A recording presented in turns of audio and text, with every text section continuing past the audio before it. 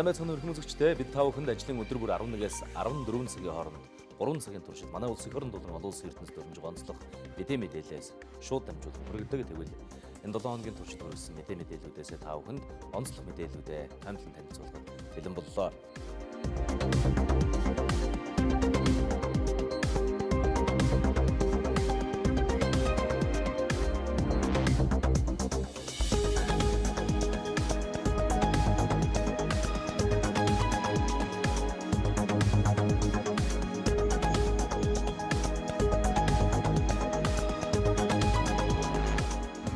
Өнөө жил бол Монгол бүгд найрамдах хятад улсын хооронд дипломат харилцаа тогтоосны 70 жилийн ой тохиож байгаа. 70 жилийн ой хүрээнд олон арга хэмжээ зохион байгуулагдж байна. Тэгвэл мөн энэ ой хүрээнд 70 жил 70 түүх нэртэй гэрэл зургийн үзэсгэлэн нээлттэй хийсэн. Энэ үзэсгэлэнтэй холбогдуулан манай нэвтрүүлэгч анх хоёр хангар эцэстүүдэд зочинтой ярилцсныг хүргэж байна. Манай хятадын төв төлөөс ССТV-гийн монгол хэлний сүлжээ тэгээ Монголын гэрэл зурагчдын нэгдсэн холбоотой хамтарч ажилладаг. Тэгээд энэ удаа бид нар 70 жилийнхээ дипломат харилцааны 70 жилийнхээ ой зориулаад уншигч хэрэглэгчдийнхээ дунд энэ 70 агшин 70 түүх гэдэг гэрэл зургийн таавар дуралдааныг зарласан. Тэгээ таавар дуралдаа маань одоо хагас жилийн хугацаанд үргэлжлээд тэгээд сая дүнгээ гаргасан. Тэгээд энэ уралдааныхаа 70 зургаар бас нэг үзэсгэлэн тэглээд нийт бас Монголын өргөн нийтэд үзүүлье гэсэн бодлоор ингэж энэ үзэсгэлэн гаргаж байгаа. Тэгээ үзэсгэлэнгийн зургийг бол одоо судлааж болд Монголын гэрэл зургийн мэдээлэл сэтгүүл Монголын гэрэл зурагчдын нэгдсэн холбооны ерөнхийлөгч Батбаатар нар маань сонгож одоо Монголын гэрэл зургийн архивт мөн хувь хүмүүсийн гар дээр цуглуулагчдад байсан энэ хоёр орны харилцааны түүхтэй холбоотой энэ 70 зургийг ингэж олж өгсөн юм аа. Энэ одоо 70 зураг дунд анх удаага хүмүүст хүрч байгаа. Ер нь тэр болгон ил гараад идэггүй. Эсвэл одоо түүхийн үед ач холбогдолтой ийм ер нь зургууд байгаа болов уу? Хэрэг байгаа бол бас та манай үзэгчд эндээс цохос мэдээлэл өгч дурдахгүй. Энэ 70 зурагт одоо янз бүрийн сонирхолтой зураг байгаа. Нөгөө хамаг бүхэн бороо шиг арилж харин гэрэл зураг шороо шиг үлдэнэ гэж үг байдаг шүү дээ, тий. Тэгэхээр энэ хоёр орны харилцааны түүх бол гэрэл зурагт үлдсэн маш сонин содон агшингууд их байдаг. Тэгээд энд бол одоо тухайлбал одоо дөнгөж хоёр орны хооронд дипломат харилцаа байгуулагдсан одоо 49 оны бараг дараахан юм шиг байна. 50 он, 51 оны орчим үйл явдлалтай. Тэгээд манай ардын жүжигчин цогцол маавга одоо 20-р настай жаахан охин тэгээд Тянан миний талбай дээр хятад улсын дарга Мао Цзэдунд цэцэг барьж байгаа, гардуулж байгаа. Тэгээд ард нь мөн бэлгийн дамжин сүрэнгүй одоо зогсож байгаа. Ийм бас түүхэн зураг энэ төр байна. Хамгийн сүүлд одоо хоёр улсын ерөнхийлөгчийн айлчлалын үеэр авсан бас дарга нарын бас их содон агшингууд энэ төр бий. Манай гэрэл зургийн үзэсгэлэн бол ер нь нэлээд сонирхолтой, үзүүштэй, харуулжтай түүхэн зургуудаар гарч байгаа. Үзэсгэлэнгийн ер нь үйл ажиллагаа оны ихээр таавар уралдаанаар эхэлсэн гэсэн л дээ. Энэ уралдаан ер нь ямар зарчмаар явагдсан бэ? Хэдийн хэмжээний хүмүүсийг хамарсан бэ? Шагнал нь ямар байсан бэ? Энэ уралдааны тухай мэдээлэл өгөхгүй юу?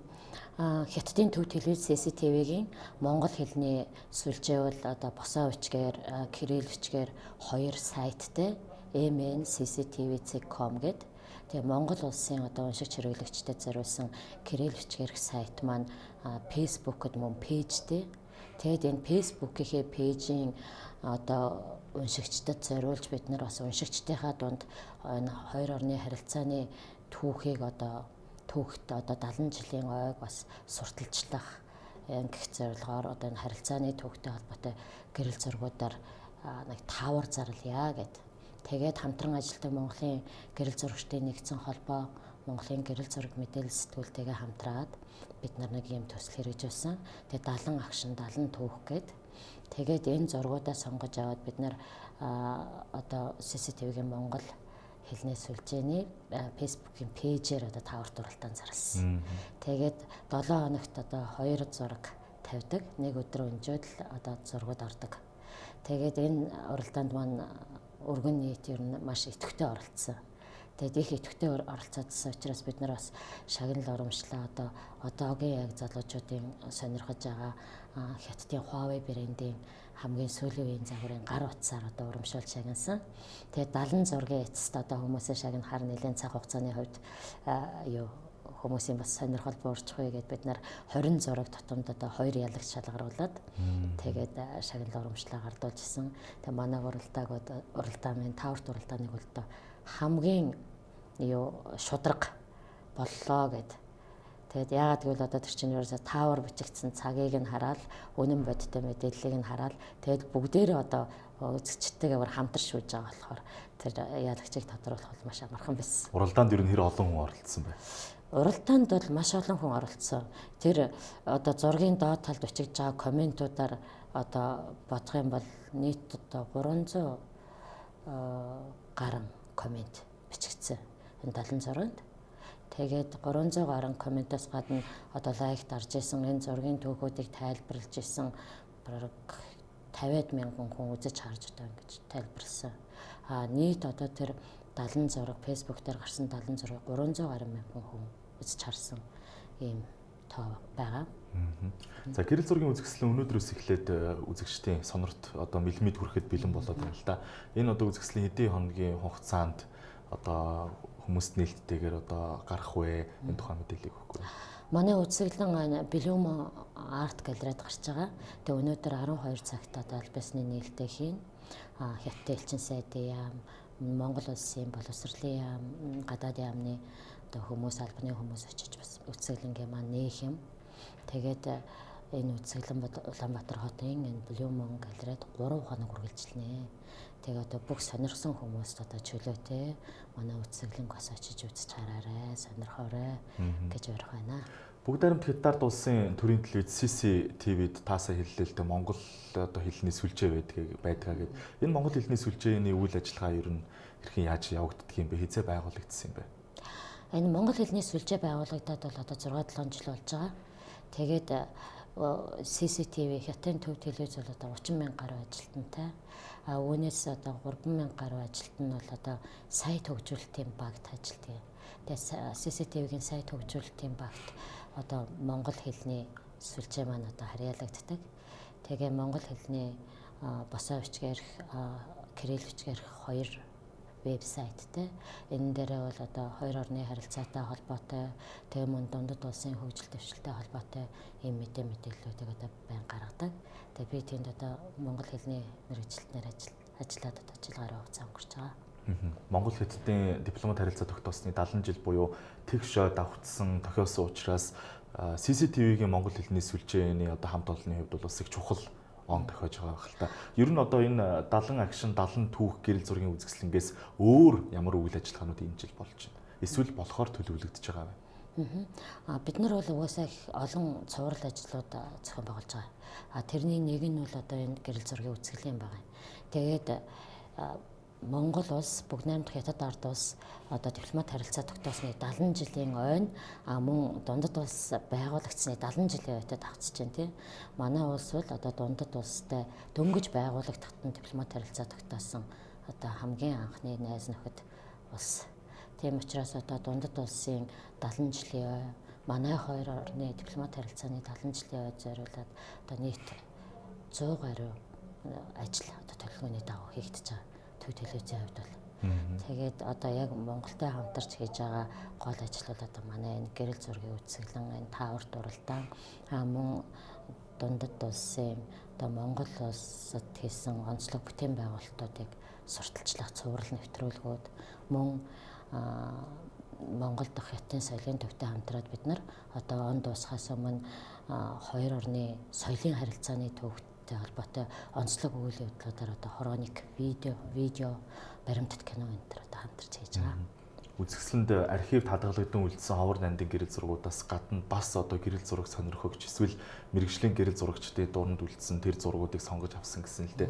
Яг энэ гэрэл зурагчдын хувьд ер нь яг энэ Хятад Монголын ховор нандин зургуудыг буулгасан юм зурагчд ер нь хэр олон байдаг юм бэ? Та бүхний хувьд ингээд сонголтоо хийхэд хэр одоо арвин бүтээлүүд, зургууд та бүхэнд ирсэн бэ? Энэ зургууд бол үнэхээр их арвин баялаг ийм архив байт юм билээ. Хоёр оронд одоо энэ удаагийн зургийнхаа сонголтыг болохоор бид нар хамтарч ажиллаж байгаа Монголын гэрэл зурагчдын нэгдсэн холбоо болоод одоо судлаач болдохтой хамтарч ажилласан. Тэгэхээр Монголын архивт байгаа зургуудаар энэ уралдаанаа явуулсан. Тэгээд Хятад улсын архивт бол бас зөндөө олон зураг төрсөл байдаг болтой. Тэгээд нэг зураг гэхэд одоо маш олон хувилбартай. Тэгээд нэг онцлог үйл явдлын зураг байхад яг тэр зургийнх нь одоо хувилбарууд нь маш олон байна. Тэгээд тэдгээр зургуудаас бас бид нэр сонгоод арай онцлог тааварт уралдаан учраас бас хүмүүсийнх нь одоо танигдц харагдцыг нь бас бодоод янз бүрийн одоо мэргэжлийн сонголтууд хийгээл манай Батбаатар дарга одоо болд судлаач нар маань л одоо энэ яг мэргэжлийн хүмүүс учраас энэ зургийн сонголтын дээр илүү ажилласан.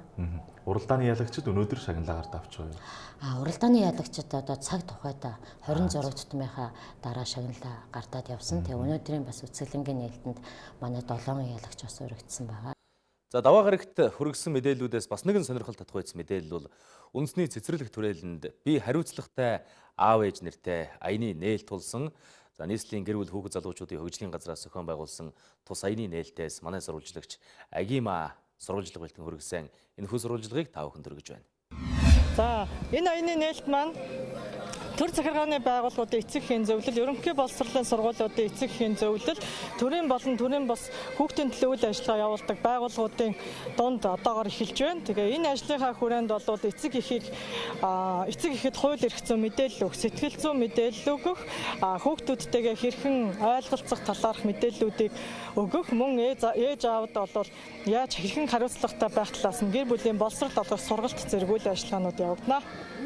Тэр яг нийслэлийн аав ээжүүд ер нь эцэг эхчүүдийн одоо өөрөөр хариуцлага одоо ухамсарлаж байгаа тэр байдал нь ер нь өнөөгийн одоо байдлаар яг ямар байна вэ? Тэгэхээр энэ тал дээр бас яг юун дээр анхаарах хэрэгтэй юм бэ? Та энэ тал дээр.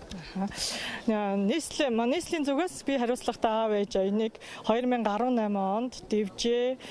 Манай хороо хүчирхийлэлгүй хороо эсэ бичлэгийн уралдаан мөн дээрээс нь эцэг эхчүүдийн дунд хүүхдийг хэрхэн ойлгодог вэ гэдэг тэмцээн энтрийг зохион байгуулж гэр бүлийн боловсролыг олгох, хууль эрх зүйн мэдээлэл олгосон юм тэмцээн уралдаануудыг зохион байгуулсан 2018 онд. Яг энэ хүрээнд бол бид нар дүгнэлт хийгээд эцэг эхчүүд маань даа ялангуяа эцэг гэдэг хүн бол хүүхдүүдтэйгээ ойлголцож, хүүхдүүдтэйгээ тоглох ер нь бол их зөв юм байна. Мөн энэ ээж аавуудад бол хууль эрх зүйн мэдээллийг төлхөө олгох хэрэгтэй юм байна. Тэгэхгүй бол хуулиа мэдгүйгээсээ болоод хүүхдтэй ямар хуу хэлбэрээр хүчирхийлэл үйлдээд байгаагаа мэддэггүй.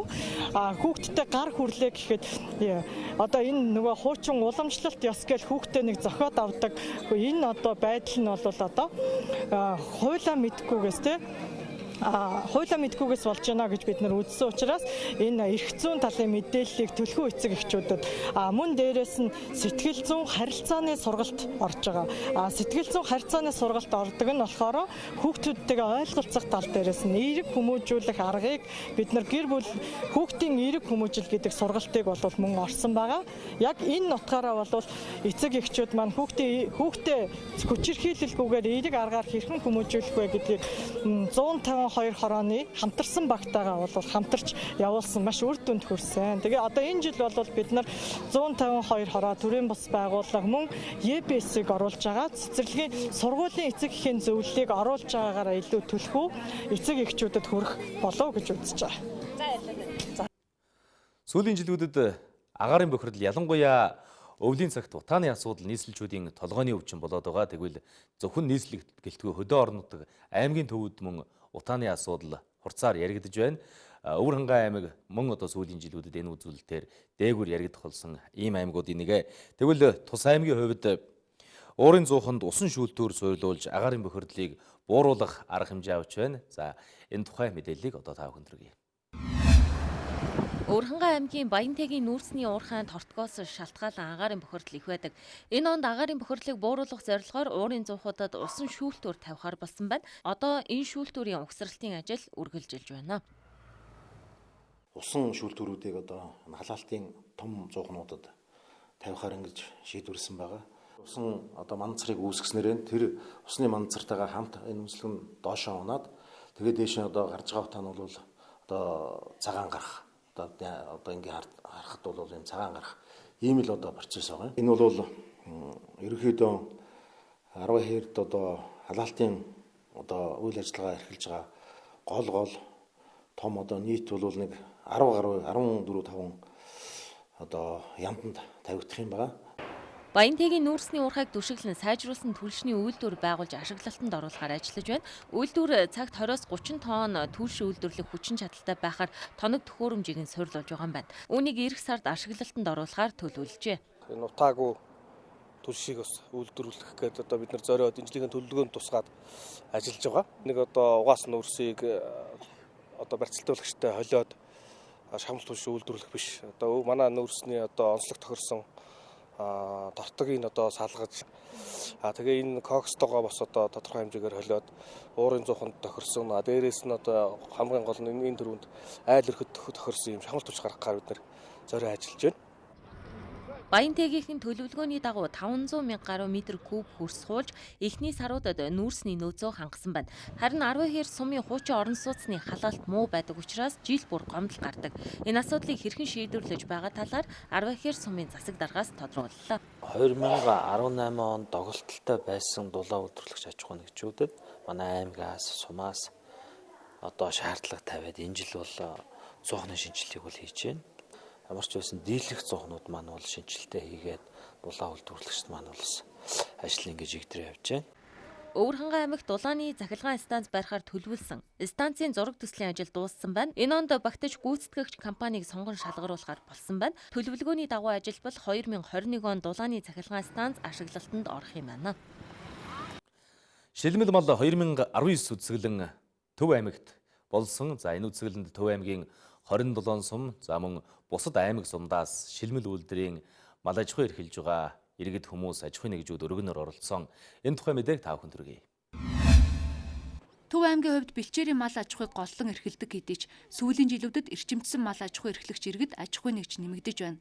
Энэ салбарт аж ахуй нэгж иргэдийн бүтээлч санаачлахаар Орос, Хятад, Герман, Франц, Турк, Чех, Солонгос зэрэг улсын шилдэг техник тоног төхөөрөмжүүдийг хэрэглэж эрчимдсэн мал аж ахуйн бүс нутагт сүү махны чиглэлийн үйлдвэрийн үхрийг үржүүлж байна. Энэ жилийн үцэглэн худалдаанд газраас шилмэл мал үржүүлж байгаа иргэд зорж иржээ. За одоо Болгон аймгийн брэнд бүтээгдэхүүн болох одоо махны чиглэлийн сэлэн үйлдвэрийн үхэр, нарийн носны чиглэлийн хангаа үйлдвэрийн онт ирсэн байна. Одоо сэлэн үйлдвэрийн үхэр маань болохоор одоо бус нөхөр малтай харьцуулах одоо бэлчээрийн малын малгаан дасан зогтсон. Тэгээ одоо гол үндсэн шиг одоо махны чиглэлийн тийм өхөр байгаа. Нарийн ноос хангаа нь болохоор ноосны чиглэлийн тийм нарийн ноосны чиглэлийн хангаа үйлдвэрийн гэж байна. Одоо нэг ноолрын юугаар гарцаар илүү байдаг. Өөр юманаас нэг 2 хил гарна. Энэ юм нэг хил 200 300 гардаг. Одоо энэ намарын хэсэг одоо хойтон сүдлэн болоход нэг 7-800 г гардаг. Энэ үеэр мөн айрагны баяр цагаан эдээний үцэглэн худалдаа болж Төв аймгийн 27 сумын шин ногоо сүү цагаан эдээ махны худалдааг зохион байгууллаа. Цацх тэр бол нугас дахиа туулаа ийм амтдээс. Би 84 оноос хойш амтнд ижиж байгаа. 80 хэдэн оноос засаг адуу 2 эрэгтэй хүнээс сайлыг ганцаараа дааж жилдээ 16-17 тонн айраг бэлдэж засагт өгдөг байсан. Одоо зах зээлд гараад би жилдээ 2 тонн гарan ааруул цагаан эдээ үйлдвэрлэдэг. Шинжлэх ухааны үндэслэлтэд сонгон үржүүлэхийн үр дүнд Монгол улсад бие дааж баталгаажсан 50 үйлдвэр омгийн малыг үржүүлж байна. Мөн гадаад орнуудаас өндөр ашиг шимтэй 10 гаруй цэвэр үйлдвэрийн малыг Монгол улсад нутагшуулан үржүүлж байгаа талаар салбарын амнаас энэ үеэр мэдээлсэн юм а. За өнгөрсөн 7 хоногт хүүхдийн спортын их наадам 6 дугаар их наадам болсон. За энэ наадмын хүрээнд олон сонирхолтой тэмцээн уралдаан болсон ийм өдөр хоногуд байлаа. За Орхон аймгийн тухайд бол энэ уралдаанд хүүхдүүд нь багаараа 2 дугаар барьцэлсэн. Тэгвэл өнгөрсөн 7 хоногийн даваа гарагт Орхон аймгийнхан хүүхдийн спортын 6 дугаар их наадамд оролцсон шилдэг баг тамирчтай хүлээж авсан. Энэ тухай сурвалжилгыг одоо үзүүлье. Монголын хүүхдийн спортын 6 дугаар их наадамд Орхон аймгаас амжилттай оролцсон баг тамирчтай бол орон нутгаас хүлээн авч байгаа маа. За аймгаас нийтдээ 200 гаруй тамирчид, за 50 гаруй багш дасгалжуулагчид оролцсон бол за багийн нийлбэр дүнгээрээ тэмцээнд 2 дугаар байрыг эзэлсэн юм амжилтыг гаргасан. Ингээд мэдээллийн дэлгэрэнгүй хүлээн авч үзсэн үү? Анх удаа оролцож байсан болохоор бас жоохон сандарсан. Хэдэн настай вэ? Одоо 5 дугаар анги. Ямар төрлөөр явлаа? Спортын гимнастик. Хэдгээр байрлал орсон? 1. Миний анхны улсын аварга медаль боллоо. бид одоо энэ жил сая хүрэл авсан бол дараа нь алт болгоно олон авраг авна. Манайх болохоор ингээд зонжингаа бэлтгэл хийгээ тэгээд манай ихэнх хүүхдүүд маань дэлхийн авраг шалгаруулах тэмцээнд яваад ирсэн болохоор ер нь бэлтгэл маш сайн хангагдсан байсан. Монголын хүүхдийн спортын 6 дугаар их наадамд Орхон аймгийн баг тамирчид зуны 19 төрөл, өвлийн 2 төрөл, нэмэлт 6 төрөл, паралимпийн 4 төрлөөр өрсөлдөж амжилттай оролцлоо. Спортын тэмцээн уралдаанд оролцож буй тамирчдын хувьд сэтгэл зүйн асуудал чухал. За иймд бэлтгэл сургуульд болон тэмцээний үеэр аймаг орон нутаг багш дасгалжуулагчдын зүгээс тамирчдын сэтгэл зүйд нь анхаарч дэмжиж байсан нь амжилтанд нөлөөсөн гэж үзэж байна. Хамгийн гол асуудал өвөл зуны төрлөөр болсон. За өвлийн төрөл дээр манайх бол одоо өвлийн төрлийг төлхөө хөгжүүлэх асуудал дээр анхаарах хэрэгтэй гэдгийг бол батллаа. Булган аймаг одоо өвлийн төрөл дээр манайхаас ч 15 медалаар алтан медаль тасарсан байсан. Манай аймаг энэ медалийг нөхөхийн тулд энэ зуны төрлүүдийн амжилттай оролцлоо. Урьдчилсан харваа гэж нийтдээ 72 сум харваад 72 сумаар оноогоор нь жагсааж агаад мөн 2-2-оор нь ингэж нугалж хал царуулан хасагдах журмаар ингэж харвдаг. Хувийн харваа нь багийн харваа бол 3 хүүхэд нэг баг болж мөн хоорондоо онооныхоо 3 хүүхдийн онооны нийлбэрээр жагсаж агаад 2-2-оор харваж хасагдаж харвдаг. Тэгээд цаг агаар бол үнэхээр хүнд хүүтэн маш их хүүтэн салхитай байсан. Хүүхдүүд маань харин тэр цаг агарын хүнд нөхцөлийг одоо ажралгууд авч салхийг тооцоолж мөн хүүтэн тэр зузаан хувцастай ч гэсэн бас төвчээр зааж айгу сайн харавцгаасан. Энэ жилийн тухайд тамирчдын хувцас хэрэглэлийг Орхон аймгийн иргэдийн төлөөлөгчдийн хурал аймгийн засаг дарга нь хамгийн газраас хангаж тэмцээнд оролцоход шаардлагатай 20 гаруй сая төгрөгийн зардлыг Орхон аймагт үйл ажиллагаа явуулдаг эрдмийн ачит ихт компаниуд санхүүжүүлэн дэмжсэн байна. За мөн хүүхдийн спортын 6 дугаар их наадамтай холбоотой мэдээлэл байна. За боловсрол соёлын шинжилгээ ухаан спортын сайд Баатар байлаг хүүхдийн спортын 6 дугаар их наадмын хаалтад оролцсон. За тэрээр энэ хаалтад оролцох үеэр энэ хүүхдийн спортын наадмыг 2 жил тутамд нэг удаа зохион байгуулахар улсныг мөн онцлон дуулгалаа. Монгол Улсын засгийн газрын тогтоолын дагуу зохион байгуулагддаг Монголын хүүхдийн спортын их наадмын өвлийн төрлийн тэмцээн уралдаанууд 3 дугаар сард болж өндөрлсөн бол зуны спортын төрлийн шигшээ тэмцээн нэм гарагт өндөрлөлөө. Тэмцээний хаалтын үйл ажиллагаанд боловсрол соёлын шинжилгээ ухаан спортын сайд Баатар байлаг, боловсрол соёлын шинжилгээ ухаан спортын яамны, биеийн тамир спортын бодлогын газрын дарга Мөнгө байлаг, биеийн тамир спортын газрын дарга Шарав Жамс нарын тэргүүтэй хүндэт зочид төлөөлөгчид оролцлоо. Энэ үеэр боловсрол соёлын шинжилгээ ухаан спортын сайд Баатар байлаг Монголын хүүхдийн спортын их наадам 2 жил тутамд нэг удаа зохион байгуулагдаж байхаар болсныг сонирдуулсан юм а. Тэмцээний хаалтын үйл ажиллагааны үеэр багийн спортын төрлүүдэд медаль хүртсэн тамирчдын шагналыг гартуулж баяр хүргэлээ. Сэтгэл маш өндөр байна. Тэгээд олон сарын бэлтгэл хөлс хөдөлмөрөө зөв засаж чадсанд амар баяртай байгаа. За мөнх эрдэнэ хождын шийдэлт одоо энэ удаад багтаа хүрэл медалийг авчирлаа шүү дээ. Хүрэл медалийн тоглолтын талаар өрсөлдөгч бол 4 хүчтэй сайхан тоглолтыг үзүүлсэн. Өрсөлдөгч баг бол хүчтэй баг байсан, баян голын шиг шаг байсан. Тэгээд онооны давуу тал нь тэдний талтай байсан байхгүй юу? Тэгээд онооны дээр дураа гарч байгаа манайх 3 дугаар үеийн төгсгөлөө сайн тавьсан болохоор тэгээд оноо тэнцээд тэгээд 4 дугаар үедээ бас хүчтэй үзээ 50-50-аас яж хат цаг дуусах хүчит манад бөмбөг байсан. Тэгээд 8.5 секундэд тэгээд амжилт шидээл тэгэл баазар. За баярлалаа. Тэгээд манайх их наадамд алтан медаль авсандаа их баяртай байна. Багаараа маш их хичээж, зунжаага маш их бэлтгэл хийсэн байгаа. Тэгээд зооноос нэгээр гарч алтын төлөө баян голтой тоглосон байгаа. Тэгээд баян голтой хүчтэй өрсөлдөж 3 онооны зүрхтэй илүү очсон байгаа. За хүүхдийн спортын наадамд оролцоход бас танаа багт Японд суулжуулагч ажиллаж байна. Тэгээ багийн бүрэлдэхүүн хүчтэй байна. Манайх Япон багш маань 2 жилийн өмнө ирсэн биднийг 2 жилийн өмнөөс биднийг эрт бэлтгэсэн байгаа. Тэгээд ер нь багш гүрагч маань бас Япон багш Йошида багш маань биднийг 2 жил бэлтгэсэн байгаа. Тэгээд бэлтгэлээ маш удаан хугацаагаар хийсэн хүчин алтан медаль авч чадсан. Баярлалаа. 4 жил нэг болдог энэ тооцсон багаараа аврагсандаа их баярлалаа. За бэлтгэл сургуультай хэр удаа юу танаа багийн хувьд бол ер нь хожигдлого дөрвөллөө шүү дээ. Шигшээ тэмцээнийхэн тоглолт хүртэл бараг 10 гаруй онооны зүрхтэй очсон. Ер нь багуудаас бас ур чадрын хувьд нэлээ илүү байлаа. Манай багийн хувьд бол бүгд яг бага ангиасаа эхлээд бүгд яг нэг багт хамт тоглосон хүмүүс. Тэгээд за бараг хамгийн удаан сагс тоглож байгаа 8 жил 9 жил ч юм уу. Одоо хамгийн багийн хугацаанд тоглож байгаа 3-4 жилийн хугацаанд нэг баг тоглосон. Багасаа нэг баг хамт тоглож байсан. Дасгалжуулагчтайгаа ажиллаж байна. Дасгалжуулагчийн талаар ярихгүй юу. Тэгээд тэгвэл ингээ хувьд бага бас энэ удаагийн тэмцээнд амжилттай оролцоход чухал үүрэг гүйцэтгэлээ, цэцгэлжүүлэх чухал үүрэг гүйцэтгэлээ.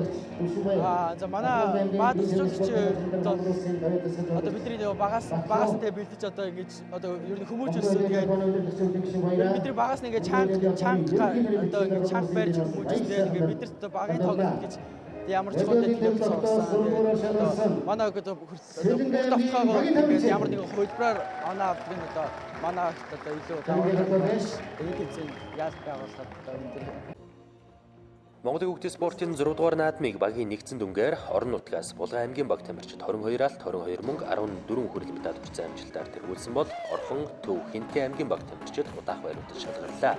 Нийслэлийн дүүргүүдээс скватер дүүрэг 23 алт 15 мөнгө 18 хүрэл медаль хүртсэн амжилтаар тэргүүлсэн бол Баян зүрх дүүрэг, Чингэлтэй дүүргийн багууд удаах байруудад шалгарсан байна.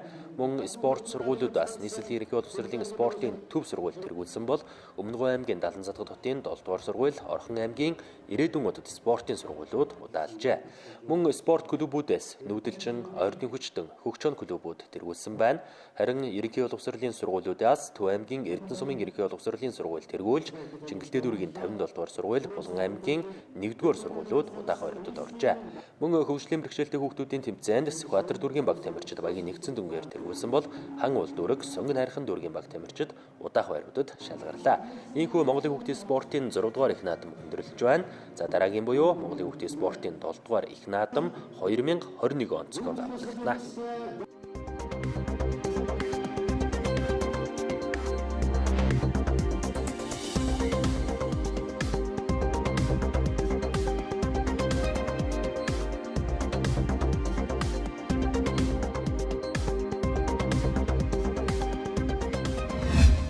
Есдүгээр сарын 17 буюу мегмар гарагийн мэдээллүүдээс та бүхэнд онцлох мэдээллийг танилцуулъя. Монголын оюун ухааны академи гадаад дотоодын олон тэмцээн уралдаанд амжилттай оролцож, тэр үтгэл одоо энэ төрлөөр олон рекордыг эзэмшдэг, олон одоо шагнал медалуудыг эх оронд авчирсан ийм академи. Тэгвэл Монголын оюун ухааны академид улсын их хурлын дарга мегмар гарагт зочилсон. Энэ тухай мэдээг одоо та бүхэнд хүргэе.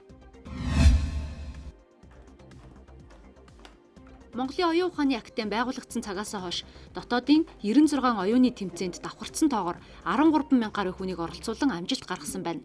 Үүнээс олон улсын 54 тэмцээнд тамирчдаа оролцуулж 937 медаль хүртжээ. Академийнхад цаашдаа орон нутгийн хүүхдүүдэд хүрч ажиллах зорилт тавьснаа хэлж байлаа. Энэ бол дэлгэрэлт нь бас босор сонирхол ухааны төрийн бодлогоор дэмжих ёстой маа. Хоёрдугаарт энэ маань яг сургалтын яг технологи болж хүмүүсийг хүмүүжил, сурлага одоо боловсролт нь яг ямар баттай үр дүн гаргаж байгаа юм бэ гэдгийг бас үзэж шинжилж ийнэ чинь олон талаас нарахгүй хүмүүс олон талаас нь тайлбарладаг л данч одоо зөвхөн л тэмцээнд ороод байдаг хүмүүс бэлдэж байгаа юм. Тэгэхдээ яг амьдрал дээр энэ хүмүүс маань яг боловсролын технологи ташиж болох нүдийг ёстой лаборатори сургууль байгуулах тийм ээ өөр олон арга хэлбэрээр туршиж хэрэгжүүлэх ёстой л гэж бодож байна. Өнгөрсөн хугацаанд хангалттай олон улстай үр дүнгээ харуулсан хүлээн зөвшөөрөгдсөн учраас одоо бид нар энэ хөтөлбөр бол дотооддоо бас өгөх ёстой юм байна. Тэр сумын төвд, аймгийн төв, сумын төв ч гэсэн өөрийгөө хөгжүүлэх гээд хүлээгээд байгаа энэ хүүхдүүд бол байгаа. Тэнд хүрч чадахгүй байгаа. Тийм учраас бид нар бас энэ орон нутгийн гэрээт салбаруудыг бас байгуулъя. Орон нутгата оюуны хөрөнгө оруулалт хийж одоо энэ хөтөлбөрийг бас хүргэх, энэ хүмүүст бол нээлттэй ингээд хамтран ажиллаж байгаа. Оюуны спортод насны хязгаар байдаггүй. Оюун ухааны академид 2-оос 37 насны хүмүүс хичээллэж байна. Сурагчид оюун ухааны академид хичээлснээр анхаарлаа маш сайн төвлөрүүлэх, сууж сурахаас гадна сурах арга барил нь сайжирдаг байна. Сууц өмчлөгчдийн холбоотой санал гомдол иргэдийн зүгээс тасардгүй ийм санал гомдлын нэг байдаг. Тэгвэл шударга өрсөлдөөн хэрэглэгчийн төлөө газарт зөвхөн сууц өмчлөгчдийн холбооны үйл ажиллагаатай холбоотой санал гомдол 700 гаруй ирсэн байна. Энэ тухай мэдээг одоо та бүхэнд танилцуулъя. Өнгөрсөн онд дэлхийд шударга өрсөлдөөн хэрэглэгчийн төлөө газарт барилга орон сууц өмчлөгчдийн холбоотой 700 гаруй гомдол ирсэн байна. Тухайлбал шинэ орон сууц барьсан барилгын компаниуд оршин суугчдын санал бодлыг сонсолгүй өөрсдөө сууц өмчлөгчдийн холбоог байгуулсан тохиолдол олон гарчээ. Сууц өмчлөгчдийн холбооны үйл ажиллагаанд хяналт шалгалт явуулахад 60% нь ямар нэгэн байдлаар зөрчил илэрсэн байна. Зарим нь оршин суугчдын мөнгийг хууль бус зүйлд зарцуулсан нь тогтоогдчихэ. Хамгийн гол нь энэ дээр гол одоо үүрэг гэрээлтэй байгууллага ямар байгууллага байд юм бэ гэхээр тухайн шатны засаг дарга эдийн төрлөөлөгчтэй хурлын бол үүрэг гэрэл маш их чухал байд юм аа. Засаг даргын одоо тамгын газрын хүү засаг дарга түүний одоо тамгын газар бол тухайн сууц өмчлөлийн холбоо одоо зөвшөөрөл олгох тийм үү. Түүнийг одоо хянах ямар нэгэн байдлаар гэрээ байгуулсан бол гэрээнийхээ биелэлтэнд хяналт тавих энэ үүрэг чиглэл байж байгаа. Сууц өмчлөгчтэй холбоо төлбөрөө ямар ч шалтгаангүйгээр нэмдэг, хүүхдийн талбай, орцол, лефт зэргийг засварлахгүй гэх гомдол шүүмжлэл иргэдээс их гардаг. Төлбөр нэмэх шалтгаан цалингийн доод хэмжээ нэмэгдэх, тог цахилгаан, усны үн нэмэгдэх зэргээс хамаардаг байна. Бид сууц өмчлөгчдийн холбоо сар бүр хураадаг мөнгийг юунд зарцуулах ёстойг нэгэн холбооны жишээгээр харуулахыг зорилоо. Буянт өргөө сууц өмчлөгчдийн холбоо сар бүр өрөөний тооноос хамаарч 15-аас 30 мянган төгрөгийн хураамж авдаг байна. Одоо энэ орцуудад хийж байгаа засвар үйлчилгээ, энэ дээвэрт хийж байгаа засвар, подвалын сандан хэмнэгийн тоног төхөөрөмж, тэгээ ерөөсөн сөөхийн одоо үйлчилгээд явуулж байгаа бүх мөнгө бол засвар үйлчилгээний мөнгө юм байна. Маш сайн төлдөг айлуу зөндөө байна манад. Бүр огт төлөхгүй одоо нэлээд олон сарын тэгээ айлууч байна. Сууц өмчлөгчдийн холбооны дэд зөвлөл иргэдээс ирсэн санал гомдлыг эхний ээлжинд дотоод хурлаараа шийдвэрлэдэг. Тухайлбал зөрчил гаргасан сууц өмчлөгчдийн холбоонд сануулга өгөх, цаашлаад эрхийг зуцлах хүсэлтийг холбогдох байгууллагуудад хүргүүлдэг байна. Зайлшгүй хийх шаардлагатай ажил гарсан үндсэн дээр бол сөөхэн мөнгө нэмэгдэх ийм одоо хуультай байгаа байхгүй. Тэгэхээр иргэд маань өөрсдөө үнэлэхгүйгээр мөнгө нэмсэн бол холбогдох газар нь одоо ханд шалгуулах бүрэн боломжтой. Манай байгууллагын зүгээс барьдаг бодлого бол сөөх том байх тусмаа иргэдээс гарч байгаа мөнгө нь бол одоо бага зарцуулагдах юм аа. Нийт эзэмшлийн ашиглалтын зардлыг ам метр тутамд 200-аас 300 төгрөгөөр тооцож айл өрх бүрээс авна гэж заасан байдаг. Сууц өмчлөгчдийн холбоог тухайн орон сууцны нийт иргэдийн хурлаар хэлэлцэж байгуулах ёстой. Ингэж байгуулагдаагүй сууц өмчлөгчдийн холбоо нь хууль бус юм. Тиймээс хуулийн дагуу байгуулагдаагүй сууц өмчлөгчдийн холбоог татан буулгах бүрэн боломжтой. Мөн сар бүр хурааж байгаа мөнгөний зарцуулалтыг оршин суугчдад ил тод танилцуулах үүрэгтэй юм аа.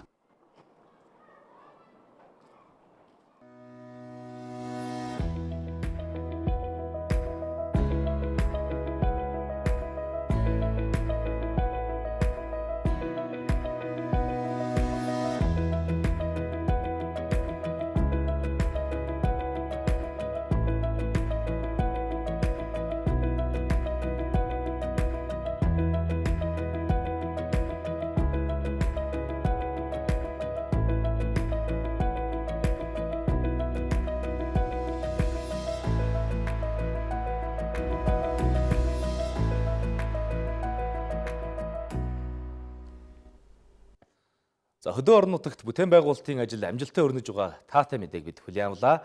Сэлэнг аймгийн Дулаан хаан тосгонд бүтээн байгуулалтын ажил амжилттай өрнөж байна. За Дулаан хаан тосгоны хувьд бол энэ 2019 онд нийтдээ 1 тэрбум гаруй төгрөгийн өртөгтэй бүтээн байгуулалтын ажлыг амжилттай хийж гүйцэтгэж байна. Дулаан хаан тосгонд сургууль цэцэрлэг, захирагчийн ажлын алба зэрэг 20 орчим аж ахуйн нэгж үйл ажиллагаа явуулж байгаа юм. Сүүлийн жилүүдэд хүн амын тоо тогтмол нэмэгдэж байгаа учраас дагаад бүтээн байгуулалтын ажлыг эрчимжүүлнэ гэсэн юм аа. Байртай болж байна. Төрийн үйлчилгээ явуулдаг. За дээр нь одоо төрийн албан хаагчийн 8 айлын орон сууцыг барьж эхэлж байна одоо тэнд. За яг вөхөр шинээр ирж байгаа төрийн албан хаагч нар багш одоо эмчгээд нэлээд олон одоо төрийн албан хаагч нар шинээр шилжин ирж байгаа. Тэгээд тэдэнд маань одоо бас орон сууц дутмаг байдаг. Тэгээд бид нар одоо энэ дагуу улсын төсөвт өнгөрсөн жил захиалаад одоо зураг төсвийн бэлэн болгоод энэ жилээс одоо барилгын маань үйл ажиллагаа эхэлсэн гэж явагдаж байна. Энэ бол Дулаан хаан нэлээд олон объектууд одоо ашиглалтанд орохоор яаж байна. Шинэ цэцэрлэг маань одоо гүйцэд ашиглалтанд орчих юм бол дээр нь Ахмадын байр, захирагчийн алба, төрийн албан хаагчийн орон сууц гэсэн ийм 4 объектуудаа шинээр нэмэгдэж байна. А дээр нь бид нэр хүүхд хамгаал хөгжлийн байрыг одоо орон нутгийнхаа хөрөнгөнд толгуурлаад дэлхийн зан олон улсын байгууллагад төсөл бичээд бид нэр $3,000 төсөл бичсэн. Тэр төслийн мөн дэлхийн зан олон улсын байгууллага дэмжиж одоо бас хүүхд хамгааллын хөгжлийн байрыг бариад одоо 90% одоо хувьтай ашиглалтанд ороход бэлэн болоод явж байна. Тосгонд 200 орчим ахмад настай бий. Захирагчийн ажлын албанаас ахмадуудынхаа эрүүл мэнд, нийгмийн асуудлыг шийдвэрлэхийн тулд хэд хэдэн хөтөлбөр хэрэгжүүлж байна. Тухайлбал ахмадын өргөөндөө тэдэнд зориулсан эрүүл мэндийн үйлчилгээ, сургалт зөвлөгөөн, шатар даам, шагаа зэрэг тоглоом наадгын тэмцээн уралдаан явуулах зэрэг арга хэмжээг тогтмол хэрэгжүүлэх болжээ. Байрны хувьд одоо энэ жил ашиглалтанд орсон. Тэгээ одоо бид нар бол энэ заалмал одоо тэгэл энэ соёлын төмөөгөр явж ирсэн. Тэгээс одоо энэ ийм байртай болоод одоо бид нар их баяртай байгаа. Тэгээ эдгээр чи ирээд л одоо хорл тоглоно, даалуу тоглоно, үзэр тоглоно. Энэ дотор нь юм бэлдээд өгсөн. Бол нэг гүйлтийн юу тэгээд одоо нэг дугуй одоо байнгын ингээд суурьтай дугуй муу. Тэрэн дээр бас их хичээлдэг. Цаашид тусганы иргэдийн ахуй амьдралыг сайжруулах зорилготой төсөл хөтөлбөрүүд хэрэгжүүлэх шаардлагатай. Үүнд хөрөнгөний асуудал их байгааг албаныхан хэлж байлаа. За агаарын бохирдлын баггүй хувийг автомашинаас гарах хортуудаа эзэлдэг гэсэн ийм тоо баримт бий. Тэгвэл бүрэн бус тээврийн хэрэгсэл ялангуяа энэ автомашинаас гарах хортуудаа энийг одоо зөвшөөрөгдөх хэмжээнд байна уу үгүй юу гэдэг шалгах хянах ийм одоо хяналт үргэлжилж байгаа.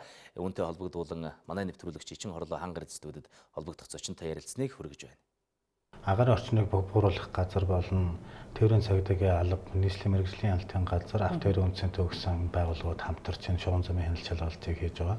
За энэ хяналт шалгалтын гол зорилго нь бол зам тээврийн хөдөлгөөнд оролцож байгаа тээврийн хэрэгслүүдийн нангаас ялгарах хорт уртааны бохирдлыг бол хэмжихэд зориулагдсан. Ийм зорилготой үйл ажиллагаа явуулж байна. За энэ 7 сарын 30-наас эхлээд бол 7 хоногт нэг удаа хяналт шалгалтыг хийсэн. 9 сараас эхлээд энэ ажлыг бол эрчимжүүлж байгаа. За эрчимжүүлж байгаа учир шалтгаан нь юу гэхээр одоо хүүтний хөвлөрөл эхэлж байна. Үүнтэй холбогдуулаад бол нийслэлийн маань агаарын бохирдлын асуудал бол хурцаар хөндөгддөг. За үүнтэй холбогдуулаад энэ шугам замын хяналтыг бол идэвхжүүлж ажиллаж байгаа.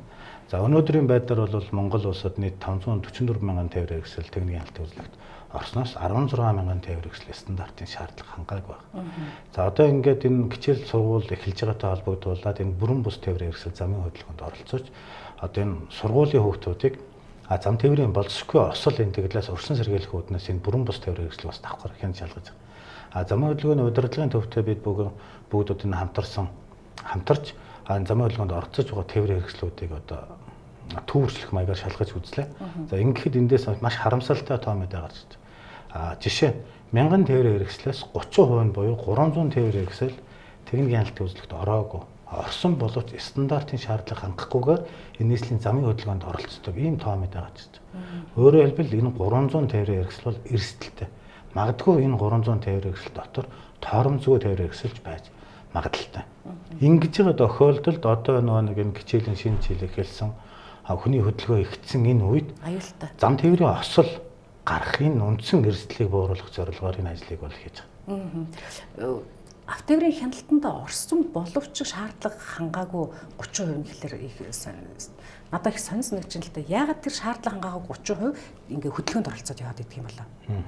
Уг нь бол зүй ёсоор бол нэгэн шаардлага хангахгүй бол тэр хүмүүс хөдөлгөөнд оролцохгүй хангасныхаа дараа хөдөлгөөнд оролцох ёстой байна. Манай байгууллага нь бол яг улсын хяналтыг хэрэгжүүлдэг чиг үүрэгтэй байгууллага техникийн хяналт гэдэг зүйлийг бол холбогдох стандарт дүрм журмынхаа дагуу бол хийж байгаа. За үүний дараа энэ стандартын шаардлага хангаагүй тээврийн хэрэгслийн эзэмшигч чулууч нарт бол мэргэжлийн заавар зөвлөгөө өгч байгаа. Таны тээврийн хэрэгсэл ямар үзүүлэлтээр стандартын шаардлага хангасангүй бэ? Жолооны механизм байна уу? Тооромж ажиллахгүй байна уу? Өнгө үзэмж муутай байна уу? Утаа хайж байна уу? Утаа их байна уу? За энийгээ бол засаж залруулах энэ мэргэжлийн заавар зөвлөгөө аль сервист очих яах вэ? Яавал энэ нэвтрэл гэмтлийг байхгүй болох уу гэдэг энэ заавар зөвлөгөө өгж байгаа. Гэтэл манай иргэд минь одоо хинэггүй юм уу, болгоомжгүй юм уу, санаатай байна уу? Ингээд замын хөдөлгөөнд оролцохыг нь автоэрийн тухай хуулиар нь хоригдолцоод байхад энэ заалтыг зөрчөөд хөдөлгөөнд оролцоол байт. Одоо ойлгохгүй байгаа зүйл нь энэ хүн машина унаад А цэгээс Б цэг орхон л чухал болохоос биш энэ хүн өөрийнхөө үүргийг хариуцлагыг ухамсарлаад ингээд би замын хөдөлгөөнд оролцож болохгүй маань эвдрэл гэмтлээ засах ёстой байна гэдэг энэ ойлголтыг авдаг. Ямар шийтгэл үйдэг юм бэ? Уг нь бол ингээд иргэнийхээ үүргийг биелүүлэхгүй хариуцлага алдаад ингээд бусдын амнаас эрүүл мэндэд аюул занал учруулад ингээд явж байгаа тэр жолоочд ямар хариуцлага тооцдог юм бэ? Энийг бол зөрчлийн тухай хуулиараа бол 50-аас 250 мянган төгрөгийн торгуултай байна. Энэ бол бүр санаатай үйлдэл байхгүй. Мэргэжлийн байгууллагын дүгнэлтээ өгөөд таны тээврийн хэрэгсэл замын хөдөлгөөнд оролцож болохгүй гэдэг зүйлийг тогтоосоор байхад ингээд яваад байна. За энэ зөрчлийг бол гаргасан зөрчлийг яах вэ гэхээр замын хөдөлгөөний удирдлагын төвийн камерын хяналтын тусламжтайгаар илрүүлээд гэрээ хаягаар нь торгуул өгч байна. Тээврийн цагдаагийн албаны алба хаагч нар маань гудам замд полиц рейдер буюу багажаар шалгаад стандартын шаардлага хангаагүй бол торгуулийн арга хэмжээ аваад л. Тэгэхээр энэ торгуулийн арга хэмжээ авсан өнөөдөр ингээд торгууллаа гэхэд маргааш дахиад хөдөлгөөнд оролцоод байна. бүр хөдөлгөөний одоо их хязгаарлаж иж энэ зам тээврийн осол зөрчил энэ өнгө үзэмжгүй утаатай машинууд ч буурах юм аа. Одоо бас иргэдийн маань бас нэг ухамсаргүй зүйл нэм юм байна. Өнөөдөр техникийн хяналтын үзлэгт орохын тулд түлшин дээрээ ч юм альсгүй бол машинд нэмэлт бодисыг зориулж авч хэрглэж байна. Яг үзлэгт орох үед тэр ямар ч утаагүй. Сар мөгжүүлчих чинь нөгөө утаагийн тийм байна. Санаатайгаар. Тэгэхэд гараад явлаа маргааш нь өөрөө хэлбэл тэр утаа бах байдаг. Одоо яг манай байгууллага бас судалгаа хөгжил чанарын удирдлагын төв гэсэн байгууллага байдаг. Энэ байгууллага нь болохоор зэрэг одоо утаа бууруулах фильтр түлшинд зориулж нэмэлт энэ бүтээгдэхүүн энэ дээр дуршилт хийгээд дүгнэлтийг гаргаж өгч. Зарим байгууллагууд бол үнэхээр хангалттай утааг бууруулах түлш фильтр оруулж ирж байна. Гэтэл тэрийг яах вэ гэхээр нөгөө байгууллагууд маань үйл ажиллагаа явуулж байгаа хэсэг хугацааны дараа зогсдог. За ямар учир шалтгаан байг асуухаар иргэд маань зөвхөн үзлэгт орохын тулд тэрийг авч хэрглэжээд бусад үед нь хэргэлдэг. Ийм ухамсар дороогоос болоод байгаль орчин, экологи, эрүүл мэнд маань бидний ирээдүйн маань өөрөө л эрсдэлтэй нөхцөл байдал бий болоод. Тийм учраас тээврийн хэрэгслийн эзэмшигч жолооч нартаа автомашиныхаа бүрэн бүтэн байдлыг хангаач. Хоригдсон бол замын хөдөлгөөнд битгий оролцооч. Машин чинь хэрв утаа их ялгаруулдаг бол тэр холбогдох техник хэрэгслийн юмын солиоч тий баг тоногдох хөрөмжөнд авч тавиач тэр нэмэлт бүтээгдэхүүнийг хэрэглээч өөрийгөө бас бодооч гэдэг зүйлийг бас уриалах хэрэгтэй. Тэгэлгүй яг тантай бол 100% санал нэг байна л да. Манайхан ч бас нэг тийм хүнээс юм шаардахтаа их төлхөө мөртлөө яг иргэн хүн өөрийнхөө үүрэг хариуцлагыг бас мэдрэх тал дээр бас яг нэг шаардж байгаагаа харьцуулахад бас бага штэ. Тийм нөгөө бүдэрч унчаал хүнийг буруутгаад идэг л хүмүүс шүү дээ. Ер нь бол тэгэхээр ялангуяа энэ автотээврийн хэрэгслийнхаа бүрэн бүтэн байдлыг одоо хамгаалах бол яа харахгүй одоо жолоочийн өөрийнх нь хариуцлага юм байна л да. Та бүхэн утааны тухай ингээ ярьж байна. Одоо өвлийн улирал хаяанд ойртлоо. Өвөл болоод ирэхээр л одоо дээр дургу бүгдээр л утааны асуудал аюулын харангуул бол бэлддэг. Тэгэхээр анзаараад ахнаа одоо тээврийн хэрэгсэл бол жилийн 4 улиралд л одоо замын хөдөлгөөнд оролцоо явж байгаа тэр тохиолдолд болгонд нөгөө яндангаас ч утаа ялгарч байгаа. 100 намартай үйдэг юм уу ингээд цагаагаар гайгүй үед бол бид нар тэрийг нь олж харахтай бага баг шиг байгаа. Тэгээ өвлөл их утаа ялгараад идэж хараад байна. Тэгтэл тэр чинь нөгөө нэг конденсац нь явагдаж байгаа болохоор магад нөгөө өвлийн хүүтэн агарт утаа илүү тод харагдаж байгаа болохоор бид нэр илүү төлхөө утаагаа яриад идэх юм бол авт хэрэгслээ. Ер нь бол яг тээврийн хэрэгсэл ялгарч байгаа харт утаа маань жилийн 4 улирал дээр гарч л байгаа. Тэгээд авт тээврийн хэрэгслийн хөдөлгүүр маань өөрөө дулааны энерги ялгарч байгаа. Тэгээд тэр дулааны энерги маань хүүтэнтэй ингээ конденсац уурал орохоор уур гараад утаатай юм шиг харагдаж байгаа. Гэтэл тэр гарч байгаа утаа маань хэдэн хувь нь хортой бодис байх вэ? Аль нь одоо зүгээр байх вэ гэдэг юм багажаар шалгаж байгаа.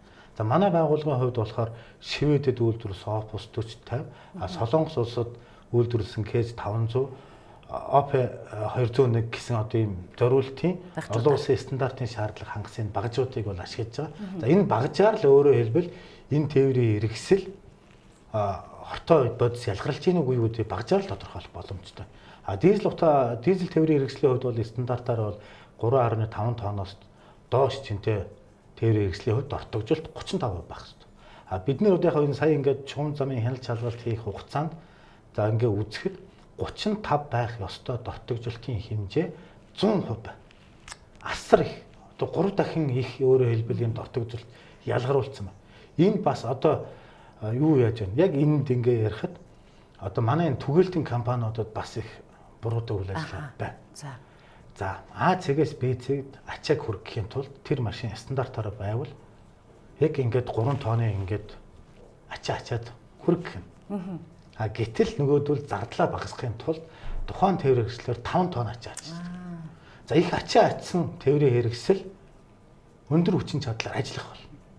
Тэгээ машины хүч багдаад ирэхээр аппаратурын түлшийн нэмдэг их өндөр хаацтай явдаг. Үүнээс хамаар бас утаа ялгардаг. Ерөөсөө одоо нэг иргэд маань дизель өндөр шаталт үүсгэх юм шүү дээ. Дизель тээврийн хэрэгсэл утаа их ялгаруулад байна гэдэг маань энэ ерөөсөө л хэрэглэж байгаа жолооч нар, механик нар энэ бүгдийн буруутай үйл ажиллагаанаас болоод л утаа ялгараад байгаа. Энэ өөрөөр хэлбэл портер гэдэг ч юм уу одоо энэ машинуудыг бүгд найрамд Солонгос улсад ч гэсэн адилхан ялгарч хэрэгжилж л байна. Солонгост яагаад дортог тэгж их гардаггүй юм? Хар утаа яагаад хаяхгүй байна? Монголд ирэхээр яагаад хаяад байна? гэдэг асуудлуудыг бас бодож үзэх ёстой. Төлсний чанарын асуудлыг ч гэсэндээ өнөөдөр ярих ёстой. Одоо Евро 5 гэдэг төлшийг оруулж ирээд энийг одоо бүх колонкуудаараа зараад хэрэглэгч нартай энийг байн хэрэглүүлэх. Тэгээд дээрээс нь одоо энэ хариуцлага бүр санаатаагаар ингэж их дортог гарах нөхцөлийг нь бүрдүүлээд байгаа аж ахуйн нэгжтэй ч гэсэндээ хариуцлага тооцчихж өнөөдөр нийслэл Улаанбаатар хотын маань агарын хүртэл буурна шүү дээ. Буурна.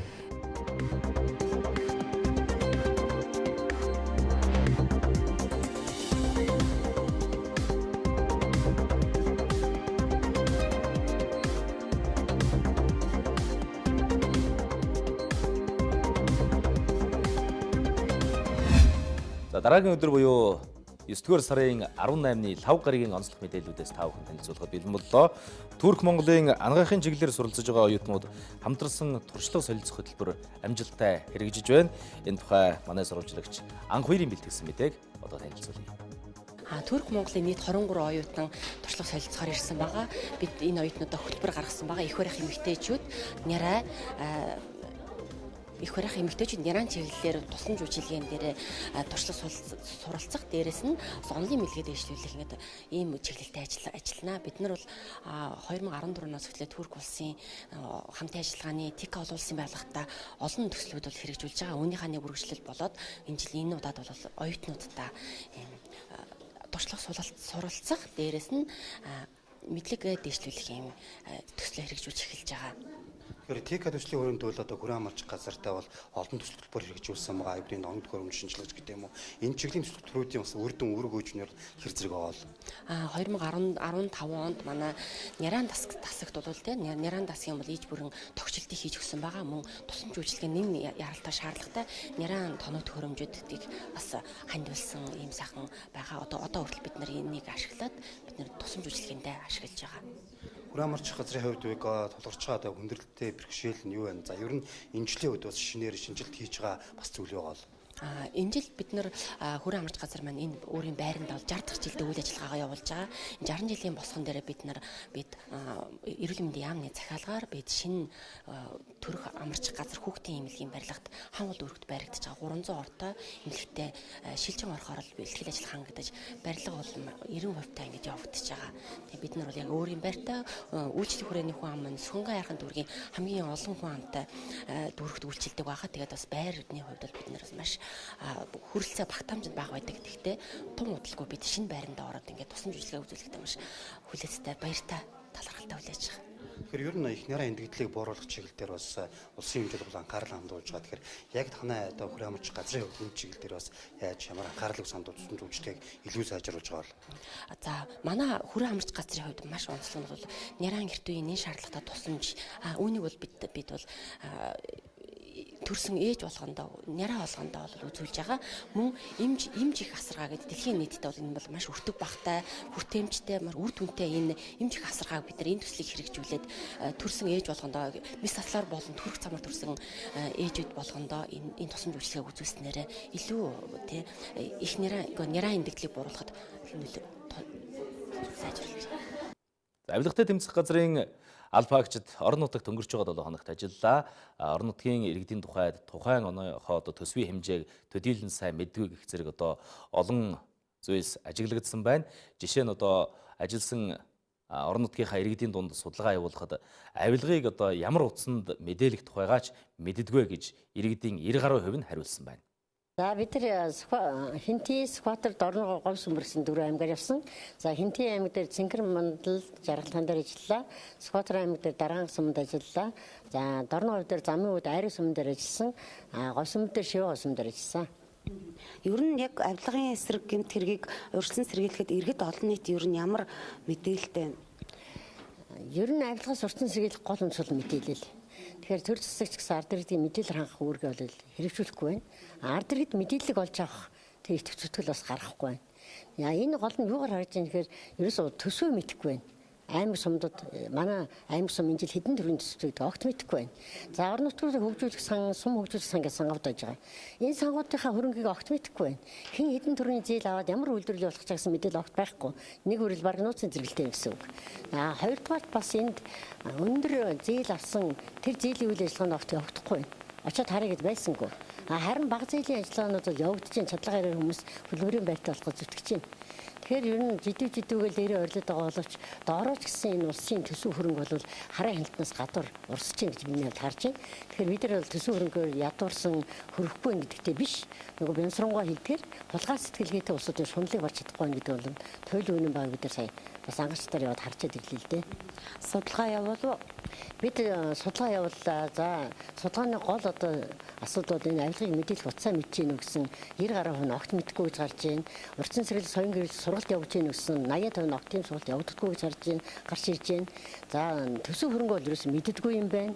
За хүн суртал хэр зэрэг вэ гэхэд ер нь хаа явсан газар засаг даргын тамийн газар эмнэлэг хууль хяналтын байгууллага хүн суртлаар дандаа тэргүүлж илаа. Тэгээ ахтуу амар садны сүлжээ намчрахаг үзэл бол хөдөө орон нутгад маш их болсон юм байна. Ер нь орон нутагт шудраг үнийн хийсэн хүн задуулах, дээрлхүүлэх, доромжлуулах бол ерөөсөө энгийн үзэл болсон байна. Ер нь л одоо системийн авилгалд идэгдсэн нөгөө олон улсын судалгаар бид нар чинь өндөр түвшний авилга хэрэгсэтэрчээд байгаа шүү дээ. Яг тэр системийн авилга бол бүх газарт бол муугар нөлөөлж байна. Түрүү бас бид хэлж байсан сууц өмчлөгчдийн холбоодын үйл ажиллагаа түүний одоо доголдолтой холбоотой мэдээлэл бол иргэдийн зүгээс тасардаггүй гэж. Тэгвэл энэ одоо сууц өмчлөгчдийн холбоодын хэвийн бус үйл ажиллагаанаас болж иргэд хохирч байгаа тухай мэдээлэл бас байна. Хаан уул өргөө гэдэг хязгаарагдмал хувьцаат компани хариуцж авч байсан. Тэгсэн сая 8 сараас 9 сараас эхлээд энэ компани одоо өөр Алтан ураг гэдэг компанид оршин суугчдын санал хүсэлт юу ч авахгүйгээр шилжүүлсэн юм шиг байна л дээ. Компани удирдлагатай холбогдох гэдэг бид нар холбогдож чадахгүй байна. Тэгээ оршин суугчид одоо энэ дулаан авах хэрэгтэй байдаг. Гэтэл одоо бол дулааны асуудал шийдэгдээгүй. Байсыгээл усан тасарчих юм байсыгээл нойлн бүглэрчих. Одоо тэгээ дэрийг эзэнсч байгаа эзэн чалга. Бид нар бол үг гэсэн минут өнөөдөр нь бичээд өгөл маргааш нэвчэл ингээл тушаагаал одоо ингээл баримтаа яддаг шүү дээ. Цахилгаанаар нь сөөхөр нь юугийн хонтороор ингээл өгчдөг юм байгаа. Тэгэхэд энэний ачимаг гэж бид нар ерөөсөн ч одоо дулаа өгүүлж жилав чадхаа байгаад байгаа шүү дээ. Сүүлийн 2-3 жил. Харин энэ бол Баянзүрх дүүргийн 1-р хороонд байрлах 129 айлын орон сууц, оршин суугчид нь мөн л сөөхийн мөнгөө тогтмол төлдөг. Тэдний хувьд ногоон байгууламж зарим дохжилтын ажил дээр сэтгэл дундуур байгаагаа хэлж байсан юм а. 5 жилийн өмнө бид юм хүүхдийн тоглоомтой ногоон байгууламжтай байсан. Өөнийгөө дахиж хэвийн болгож сөөхтэй шаардж байна. Орчны тогтчлт гэхээр чи ерөөсөө олон машин хавчигдаад хүүхдэн тоглох, хөгшин нарлах газар байхгүй.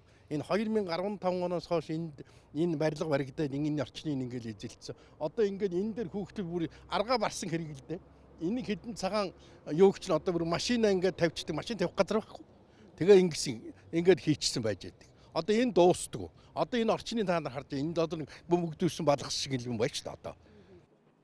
Энэ мэд сөөхтэй холбоотой гомдлууд их байна. За энэ асуудалд хяналт шалгалт хийх үүрэгтэй шудраг өрсөлдөөн хэрэглэгчийн төлөө газраас тодруулан авлаа.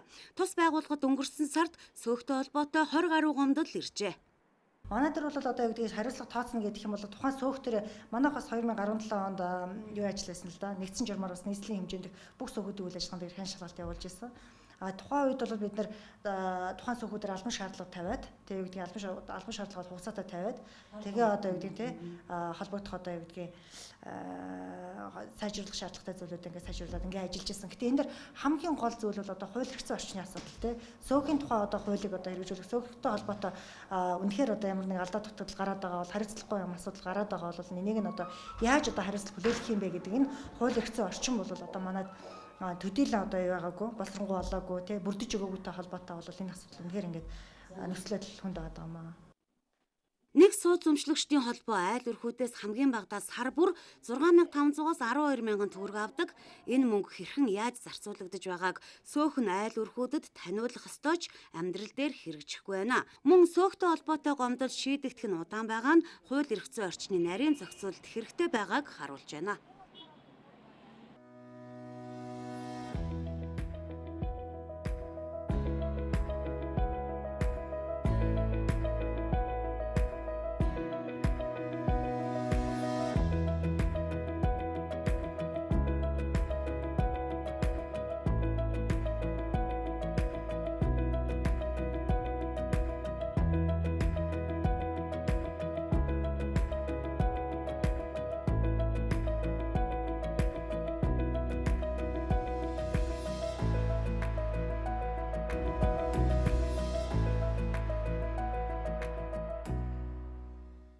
Хэрхэн үзэгчтэй. За Булган аймгийн Сэлэн сумын ажил үйлстэй холбоотой асуудлаар Булган аймгийн Сэлэн сумын засаг даргатай манай нэвтрүүлэгч Баярмаа ярилцсныг одоо хүлээн авна. Тэгээд Булган аймгийн Сэлэн сум хуучнаар Ингэт толгойн сангийн аж ахуй бол Монгол улсын одоо уртраны том аж ахуйнуудын ууган аж ахуйнуудын нэг 1943 онд байгуулагдсан. Тэр том сангийн аж ахуйгаас бол маш олон хөтөлбөрийн алдартай гавьяатнууд төрөн гарч тэр хөдөлмөрч сайхан бахаргалт уламжлал нь бол өнөөдрийн сэлэнгчүүдэд бас өвлөн одоо үлдээсэн тэр уламжлал дээр үндэслээд өнөөдрийн сэлэнгчүүд нутаг орноо бас өнгө төрхтэй сайхан авч яваа. Энэ ард түмнэрээ бас би бахархдаг. Өөрөө бас энэ ард түмний нэг эдэс нь энэ сумандаа одоо төрж өсөөд энэ сумандаа 2 сургууль төгсч очиод одоо 8 жил математикийн багш 8 жил сургуулийн захирал энэ жил 16 дахь жилдээ сумын засаг даргын ажил хийж байна. Эд сайхан намар өрнжээ, алтан намар маш их одоо бас ажил үйлс өргөн дэлгэр намар болохоор ч бид нар маш их магна тэнгэр байдэн штэ.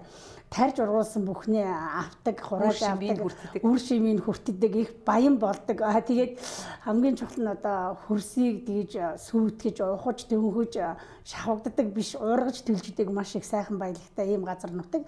Тэгээд намрын тариалт ид явж, хураалт ид явж гэн, хадлан өвсөө бэлтгэж, өвөлдөө бэлдэж гэн, төмөс үнсний ногоогоо хурааж гэн. Манайх ч бас Булган аймагта зүгийгээр хамгийн олон зүгийтэй сумаараа зүгий ч болох том одоо зорилготой. Зүгийнүүдээ одоо өвөлд бэлдэж байна, зойр юмсуудаа барих гэж гэн, барьж гэн, зарим нь бас одоо аймагта чацарган жимс жимсгний үйлдвэрлэлээр тэргүүлдэг. Жимсээ хурааж гэн. Танаас чинь улсын тэргүүний сум гэсэн тэг нэг дугаарын гэрчлэгээтэй сум байх аа? Тий. 2011 онд Монгол Улсын засгийн газраас баталсан одоо тэр том шалгуур үзүүлэлтийн бол анхныхт нь одоо өрсөлдөж тэгээд 4 сум одоо анхны одоо улсын тэргүүний сумын одоо болцол хангаж яснаас хангаан бүсээсээ 100 сумаас шалгараа. Тэгээд 4 сумаасаас анхдагч 0.1 намрын гэрчлэгээ батламж авч яснаас энэ ард түмнийг хувь заяа Булган хангаан нутгийнхны анхдагчдын бас төвчийг нэмэгдүүлсэн гэж ингэж одоо ард түмнэрээ бас бахархаж байгаа. Миний санаж байгаагаар бас хамгийн анхны уртгүүрийг одоо яг танаас сумд барьж байгуулсан гэж яригдчихсэн шүү дээ манай. Тийм. Тэр уртгүүр бол одоо бидний амьдралын 21 жилийн түүхтэй бол холбоотой.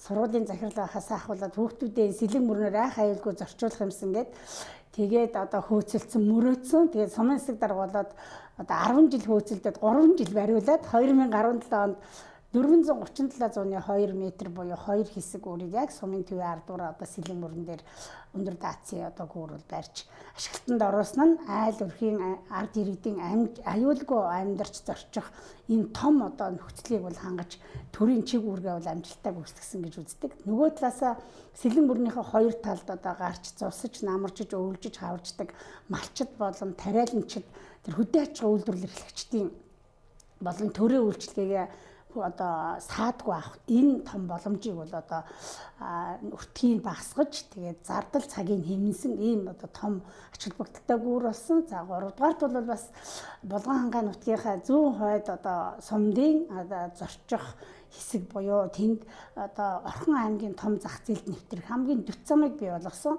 4-р бол энэ сумын гүүр бол одоо сумын хөгжлийн маш том ирээдүйн стратегийг тодорхойлж том асар том одоо хөгжлийн суурин байна гэдэг бол тодорхойлж байгаа гэж бол засаг даргын хувьд үзэж байгаа. Тэгэхээр эмэгтэй засаг даргын хувьд та одоо сум орон нутагта эмэгтэйчүүдийнхээ одоо эрхийн асуудал дээр эмэгтэйчүүдийн ажиглалыг дээшлүүлэх тал дээр ер нь ямар үүрэг оролттой оролцдог вэ? Ер нь анх ингээд засаг дарга болоод ч юм уу сургуулийн захирал сумын дарга болоод ер нь нэг тийм удирдах ажил хийснээс хойш бол яг эмэгтэйчүүдийг онцлох гэхээс илүүтэй бүх иргэдэд ижил тэгш үйлчлэн гэдэг бодолтой байсан. Гэтэл одоо сүүлийн жилүүдэд нийгмийн одоо шилжилт хөдөлгөөнтэй холбоотой нийгэмд бол одоо төрийн үйлчилгээ, төрийн байгууллагад ажиллаж байгаа нийт иргэдийн ихэнх нь бол хүмүүсийн одоо 50-аас дээш хувь нь бол эмэгтэйчүүд мөн одоо бизнесийн салбарт ажиллаж байгаа, амжилт гаргаж байгаа, зүтгэж байгаа, явж байгаа бүх хүмүүсийн бас 50 дээр нэмэх нь хувь нь бол дандаа л эмэгтэйчүүд байгаа. Тийм болохоор зэрэг ер нь төр аж ахуйн хвшлийн энэ одоо их хүнд ачааг энэ нийгмийн шилжилтийн үед тэр хамгийн их өргөн харилцаатай байж чаддаг эмэгтэйчүүд үнэхээр шийдвэрлэх оройтой байна гэдэг дээр бол одоо би сүүлийн жилүүдэд бол маш их ойлголтоо бол юу яаж чадсан, зэгсэлж чадсан. Тэгээд өнгөрсөн жил Булган аймгийнхаа 500 эмэгтэй төрийн албан хаагчийн одоо чуулганд оролцож аймгийнхаа хөгжлийн төлөө эмэгтэйчүүд яах вэ гэдэг асуудал өөрийнхөө туршлага сургамжийг бол ярьж илтгэл тавьсан. Тэгээ эндээс бол одоо Булган аймгийн манлайлагч эмэгтэйчүүдийн Монгол хатад гэж клуб байгуулаад тэрүүнээр нь одоо намайг бас сонгосон.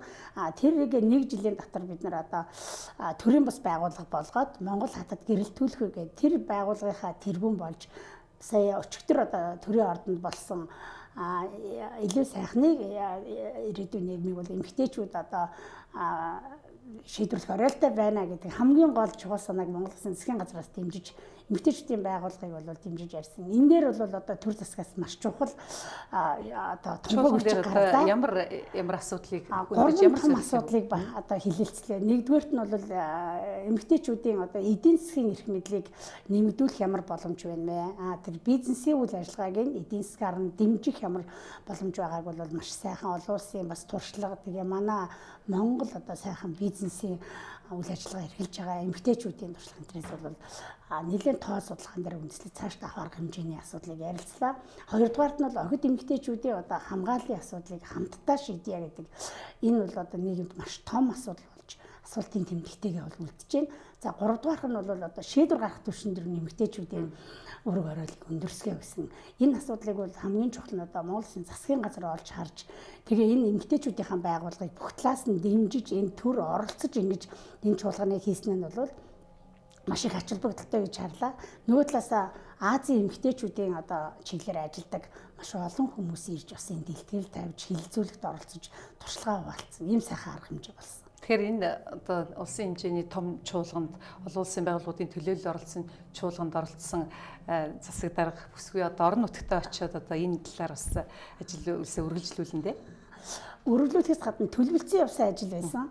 Монгол хатад гэрэлтүүлэх клуб одоо 10 сард бид нар гарааны бизнес ба эмэгтэйчүүд гэдэг одоо нөгөө төрийн байгууллагын 500 эмэгтэйгээ бид нар 1000 болгож 1000 цэцэг орон нутгаас тарих гэж байгаа эмэгтэйчүүд. Тэрнийхээ 500-ыг нь одоо бизнес эрхэлж байгаа. Ялангуяа жижиг бизнес эрхэлж байгаа, өрхийн бизнес эрхэлж байгаа эмэгтэйчүүдийн судлаар одоо сонсож зохих хэмжээний бас орон нутгийн бодлого шийдвэр гаргах ийм одоо төлөвлөгөөтэй явсан. Тэгээ 12 сард нөгөө төрийн байгууллагын 500 цэцэг бизнесийн салбарт байгаа 500 цэцгээ нийлүүлээд 1000 цэцгийн баяр хийгээд ингээд энэ жилийнхаа Монгол хатад гэрэлтүүлэх клубын үйл ажиллагааны төлөвлөсөн байсан. Яг цав таарсан их баяртайгаа том мэдээлэл авсан. Булган аймгийн сайхан сум Матар газар эзэмших хөтөлбөртэй чацуу санагдах юм. Одоо сэлэн сум. Тий. Тэгэхээр одоо энэ 60 жилийн ойгоо ухтаж ирнэ ямар томоохон ажил хийх вэ?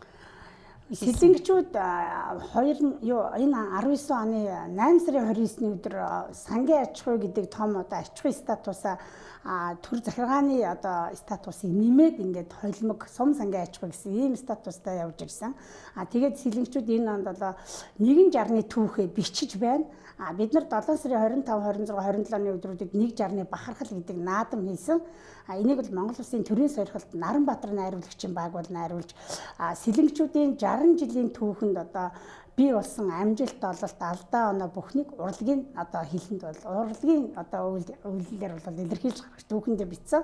Манай одоо ой бол үргэлжилж гин гэсэн үг. Өөрөөр хэлбэл нэг жарны түүхээ бичиж дуусаагүй байна. 12 сарда нэг сарны нэг жарны түүхээ бичиж дуусгаад дараагийн шинэ жарны одоо түүхийг эхэлнэ гэсэн ийм бол одоо төлөвлөгөөтэй явж байгаа. 10 дугаар сард бид нар сэлэнг үйлдвэрийн үхэр гэж Монгол улсад одоо анх бий болсон анхны одоо ч анхны махны энэ үхрийг Булган аймгийн Ингэтлгоон сангийн аж ахуйн Эгэл жирийн малчид хөдөө аж ахуйн их сургуулийн эрдэмтэн доктортой хамтарч бий болгосон. Тэр үйлдвэр одоо анх Казакийн цагаан толгойд одоо бухнууд Казакаас ирж Төв аймгийн Жаргалантын сангийн аж ахуйс манай суманд шилжиж очсны 60 жил, сэлэнг үйлдвэрийн үхэр тэндээс гаргаж авсны 35 жил, Монгол улсад атар газар эзэмсний 60 жил, бас одоо Монгол улсад зөвгөн аж ахуй байгуулсны 60 жилээд маш олон жарны түүхтэй манай сум ард түмэн бол чацуу ийм одоо амьдрал түүхийг туулж ирсэн сайхан жарны төгсгөл дээр бид нар бол маш их юм бичиж үлдээхээр одоо ингэ ажиллаж байгаа. За үнэхээр олон сайхан үйл явдалд давтсан ом байна. Тэгэхээр сүүлийн минутыг танд үлдээ та одоо нутаг олныхондоо хандаж юу хэлэх вэ? За өнөөдрийн танаа нэвтрүүлэг тас анх удаа ингээд Монгол телевизээр зочноор орж байгаадаа маш их баяртай байна. Тэгээ ангатагчдын үлгий Булган хангаан нутгийн одоо нэг сум буюу одоо хуучнаар Ингэт толгойн сангийн аж ахуй гэдэг ийм мундаг хөдөлмөрч баатарлаг ард түмнээ төлөөлж энэ төрсөн нутагтаа одоо газар нутгаа солиогүй, утасныхаа дугаарыг солиогүй, тэгээ ажил үйлсээ солиогүй бас доктортой ажиллаж байгаа миний хувьд энэ их одоо ард түмний их хөдөлмөрч бүтээлийг удирдах, жолоодох ийм их баттай суурийг бол ард түмэн маань өгсөн юм аа. Тэгээд намайг дэмжиж одоо олон жил хамтдаа байж энэ одоо тулгамц орнотын өмнө тулгамцсан том асуудлуудыг шийдвэрлэхэд хамтран ажилласан нутаг орныхоо ард түмэнд болон зэрэгцэж мөр зэрэгцэж ажиллаж байгаа орон нутгийн удирдлагууд, бас аймаг орны удирдлагууд, Монгол улсын хамтран ажилладаг олон яамдууд, олон улсын олон төслөлтбөрүүдийнхээ хамт олонд чин сэтгэлээсээ талархаж байна. 160-ны сайхан түүхийн энэ оны мэндийг Монгол телевизээр та бүхэн дамжуулж байгаадаа талархалтай байна.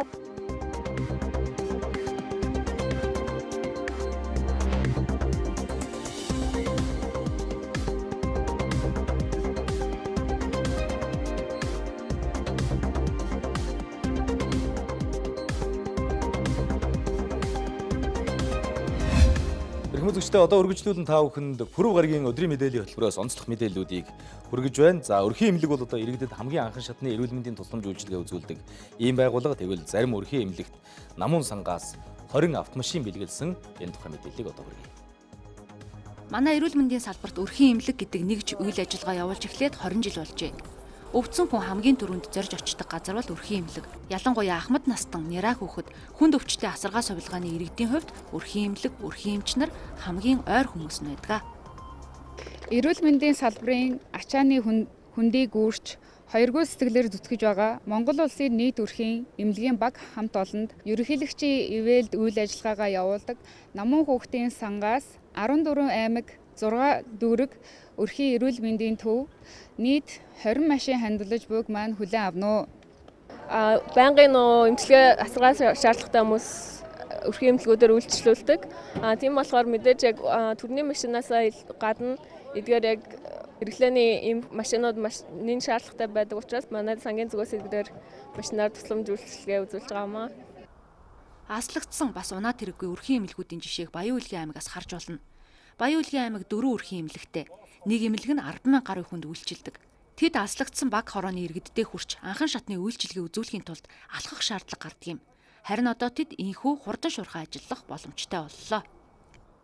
Нэг өрхийн эмнэлэг нь 10 гаруй мянган хүн амд үйлчилдэг. Манай Чипагэр өрхийн эмнэлэг нь төр суугчтайгаа 11 мянган хүн амд үйлчилдэг ба бүгдээрээс хамгийн над нь 50 метрээс хамгийн алс нь 10 хэдэн километрт 11-13 км хүртэл оршин суудаг.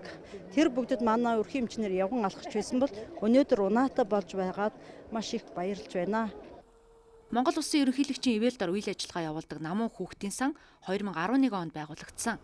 Тэд тгээс 5 насны хүүхдэд зориулсан сайн дурын ажлыг хийдэг байна. За энэ өдөр мөн манай нэвтрүүлэгч Бямбцогт төрийн сорилт түүхч доктор Өлзий Баатартай түүхийн тухай дэлгэрэнгүй ярилцлага хийсэн. Энэ ярилцлагыг одоо та бүхэнд танилцуулъя. Энэ одоо Монголын үндэсний олон нийтийн радио телевиз Монгол улсын агуу их түүхийг сурталчлах төгөөнд дэлгэрүүлэх үйлсэд бас энэ ихээхэн хувь нэмэр болно гэж бодож байгаагаа хэлье. Их баярлалаа. Түүхч хүнтэй одоо ярилцлага эхэлж байгаа учраас бид бүхэн бол одоо бол энэ телевиз, сошиал ертөнцид нэлээд тийм өргөн дэлгэр болоод хүн болгон л одоо түүхийн талаар бол өөрийн одоо бодлоо илэрхийлж авах шиг байна. Ер нь бол монголчуудын түүхийн энэ ухамсар тэр нэгдмэл байх ёстой юм шиг. Тий, одоо энэ хамгийн гол асуудал хөндөж байна л да. Ягаад тэгэхээр энэ манайх шиг хоёр том хөршийн дэргэд оршдог. Тухайн цаг үед хоёр том хөршөө хоёулангийн иргэшэн явсан. Тэднийх эзэн явсан. Тэгээд цагийн одоо жамаар тэр хэдийнхэн одоо хавчлага. За цаашлбал одоо нөмөр нөлөгдөр орсон ийм улсын хувьд тэр ард нийт ард түмнийхэн түүхийн ухамсар нэгдвэл байх хэрэгтэй. Тэгэхээр энэ түүхийн ухамсар гэдэг нэр томьёог бол нэг хэрэгэлдэггүй л дээ. Одоо сая бол өөрөө дурдлаа. Тэгэхээр түүхээ үзэх нийт ард түмний үзэл бол яг нэгдвэл байх ёстой л гэсэн утгыг би ойлгож байна тийм үү. Монголчууд түүхээ үгүйсгэж болохгүй, түүхээ үл тоож болохгүй, түүхээ хүндэхгүй байж болохгүй юм учиртай. Тэгж яагаад тэгэхээр яг энэ түүхийг үзэх, түүхээ судлах энэ үйл явдал дээр л одоо аливаа ард түмний тэр үндэсний эх оронч үзэл төлөвшин бүрддэг. 2010 онд баталсан тэр Монгол улсын үндэсний аюулгүй байдлын үзэл баримтлал гэж баримтчих байгаа шүү дээ. Тэр энэ баримт өчиг дотор бол үндэсний аюулгүй байдал гэж юу вэ? Ямар зүйлийг үндэсний одоо аюулгүй байдал гэж нэрлэх юм бэ? Түүнээс энэ аюулгүй байдлаа хэрхэн хангах вэ гэдэг том баримт өчиг байгаа шүү дээ. Тэгээ энэ дотор бол монголчуудын гол дархлаа бол Монгол улс оршин тогтнох гол дархлаа бол их түүх, их хэл, цан заншил баг. Тэр энэ зүйлийг хадгалж ижил Монгол улс энэ том олон давлгаанууд донд амьд оршно. Тийм учраас энэ түүхийг судлах, сурталчлах энэ үйл явдал их чухал байгаа. Яг энэ ч үүднээс бол танаад үндэсний телевиз бол энэ болонг нээж байгаа байх гэж бодож байна. Ер нь түүхийн бүтээл, түүхийн сурвалж бол манайд харьцангуй их шүү дээ. Яг түүнийг үзэх, ойлгох, түгээх, дэлгэрүүлэх гэдэг ажиллагаа бол харьцангуй сул баг. Тийм учраас нийт монголчуудын тэр түүхийн ухамсарыг нэмэгдүүлэх, нэгдмэл байлгахын тулд энэ түүхээ сурталчлах, түгээх ажил бол их чухал. Ер нь бол түүхээ мэдгүй хүн одоо ой тойрсон сар мөчөнд угаалаа гэж биднээс ярьдаг байсан шүү дээ. Тий. Би түрүүн ярианыхаа хэлсэн хүн болгон л түүхийг бол өөрөөрийнхөө бас тайлбарлаад ах шиг байна одоо бол. Тэгээ тийм л нэгдмэл байх хэрэгтэй юм шиг та сая хэллээ тийм ээ. Биднээс бол одоо энэ цаг үед бол 21-р зуун бол даяарчлалын зуун гэж байгаа. Гэхдээ Монгол улсын үндэсний одоо түүх бол нэгдмэл байх хэрэгтэй. Тий, яг одоо бидний амьдарч байгаа цаг үе чинь маш их олон соёлын төрөлт давталгаан донд оршиж байгаа шүү дээ. Одоо Монгол хэгт чинь бол хөрш хоёр орны соёлоос гадна за тэгэл Европын, Америкийн, Азийн, Солонгос, Японы гэл маш олон соёлын төрөлтүүд орж ирж байна. Дээр нь одоо шашны төрөлтүүд орж ирж байна. Тэгээ энэ донд бол монголчууд яг өөрөөрөө үлдэхийн тулд өөрийнхөө ёс уламжлал үндэснийхээ хэв шинжийг хэвээр хадгалж үлдэхийн тулд баримтлах гол зарчим бол их хэлээ цэвэр ариун байлгах, зан заншлаа хэвээр нь хадгалах, уламжил шинжилтээ хослуулах, өөрийнхөө их түүхийг сайн мэдчих. Энэ гурван үйл явдал байгаа шүү дээ. Тэгээ энэ гурвыг л алдвал бидний нөгөө үндэсний мөн чанар алдагдана. Тийм учраас тэр нөгөө нийт үндэснийхээ дунд бол энэ түүхээ сурчлах, түгээх ажил бол маш чухал. За яагаад чухал болов гэхээр саяны өрөөчийн хэлдгээр түүхийн үзэх үзэл нь янз бүр байх шиг байна гэдэг тийм үү. За ялангуяа яг сошиал одоо нийгмийн сүлжээ хүчтэй хөгжсөн Facebook, Twitter-ээр бол янз бүрийн үзэл бодол чөлөөтэй урсдаг шүү дээ. Тэгээ энэ тал бол түүхийг тойрсон янз бүрийн маргаан үзэл бодлыг бол би нэг талаар их зөв гэж боддог. Яагаад тэгэхээр түүхээ үзэх төр нэг үндэсний ухамсар сэрдсэн байна шүү дээ. Үл тоохгүй биш байна. Тооч юм тий. Тоож байгаа учраас үдэж гэн өөрийнхөө ямар ч юм хүмүүсийн бол анхаарлын төвд байна. Төвд байна тий. Өөрөө мэдхийг хүсэж гэн өөрөө нэг ном уншсан байна. Тэр ойлгосон өөрийнхөө үзэл бодлыг тэр нийгмийн сүлжээнд илэрхийлж байна. Тэр нь алдаатай оноотой янз бүр байна л да. Тэгэхээр энийг чинь нөгөө бид нар яриад байгаа тэр түүхийн нэгдмэл ухамсартай болгох нь чухлаа гэд яриад байгаа. Тэгэхээр чиглүүлэх ёстой шүү дээ. Хүн хэдийн ухаантайч хэлэхээс нааш цаас хэдийн нэмгэн чичхээс нас ордгоос үг байгаа шүү дээ. Тэгэхээр энэ түүхээ үзэх, түүхээ сонирхох энэ том хандлагыг нэг зүг чиглүүлж явах хэрэгтэй. Энэ бодлого хэрэгтэй л гэж одоо бидний нэг байнга ярьдаг нэг бодлого тий.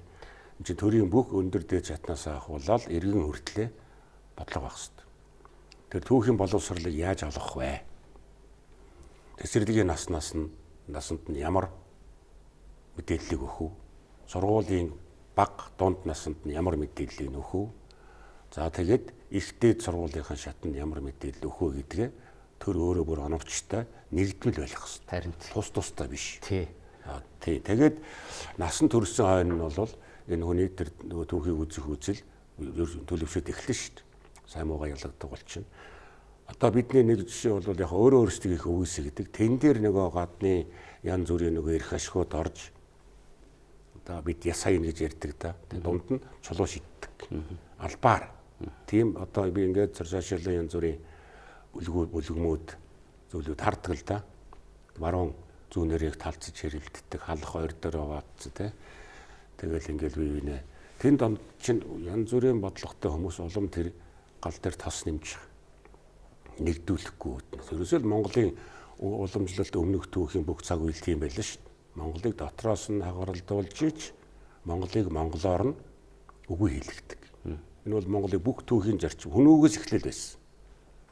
Хөнөө улсыг бутарсан сүнсэн гол шалтгаан нь умрууд өмнөд хоёр бол задарсны учир. Тэгэл өмнөд хөнөөгөр умрууд хөнөөгийг даруулсан. Ард нь тоглохч байж. Тэгэхээр энэ түүхээс бид нар сургамж аваад энэ дээр нөгөө суурилсан нэгдмэл түүхийг үзэх нэгдмэл ухамсартай болох хэрэгтэй. Баггүй. Тэгэхээр энэ тэр сошиалж яваад байгаа энэ зүйл чинь ингээд айчмаар нэг гинт ойлгол алга болчих зүйл биш л дээ. Бодлоготой үйл ажиллагаа явуулж иж нийт ард түмний донд нөгөө түүхийг үзэх үзэл төлөвшсөн нэгдмэл ухамсартай байж энэ сайхан нэг зөвшөөрөлт орох юм байна. Тэгэхээр л улс ортой бүр ингээд түүхийг үзэх тийм програм хөтөлбөрүүдэд шинжилэн боловсруулах хэрэгтэй. Тэр нь нэг байх хэрэгтэй. Сурах хүчин ч нэг байх хэрэгтэй.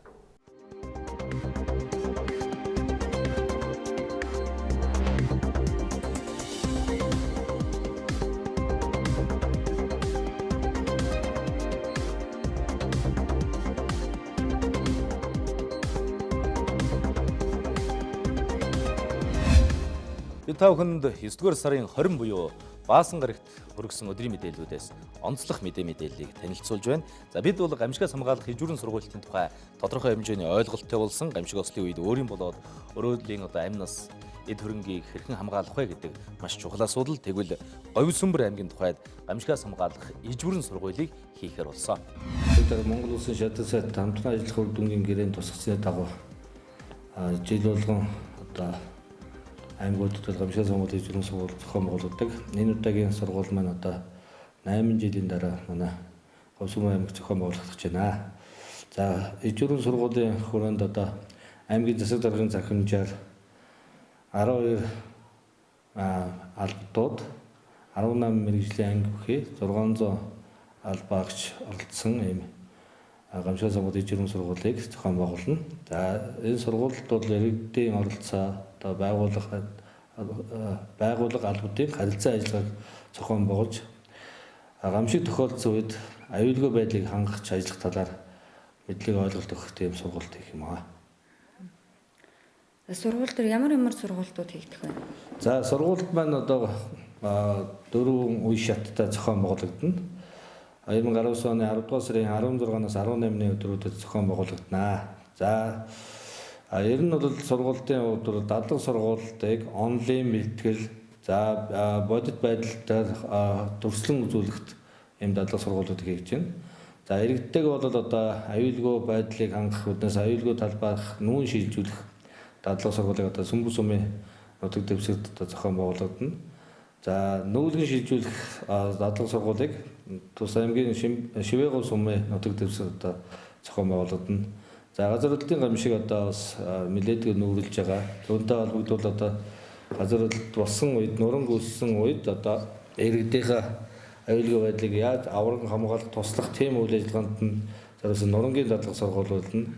За мөн одоо манай аймагт бол малын гоцоолдор дүнжний голомттой. Тэгээд хээрийн мал эмнэлэг дийлэх дадлаг сургуулийг бас хийгдэн.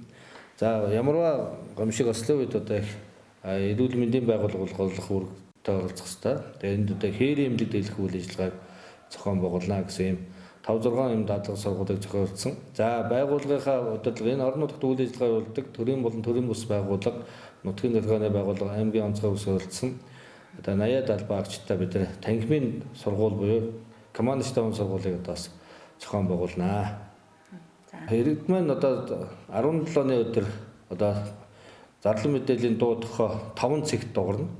5 цэг дугарсны дараа манай иргэд мань аюулгүй байдлаа хангаад өөрсдөө хэрэгцээтэй анх шатныхаа хэрэгцээ зүйлсээ аваад ар гэр өөр хүүхдээ аваад аюулгүй 3 талбай сонгогдсон байгаа.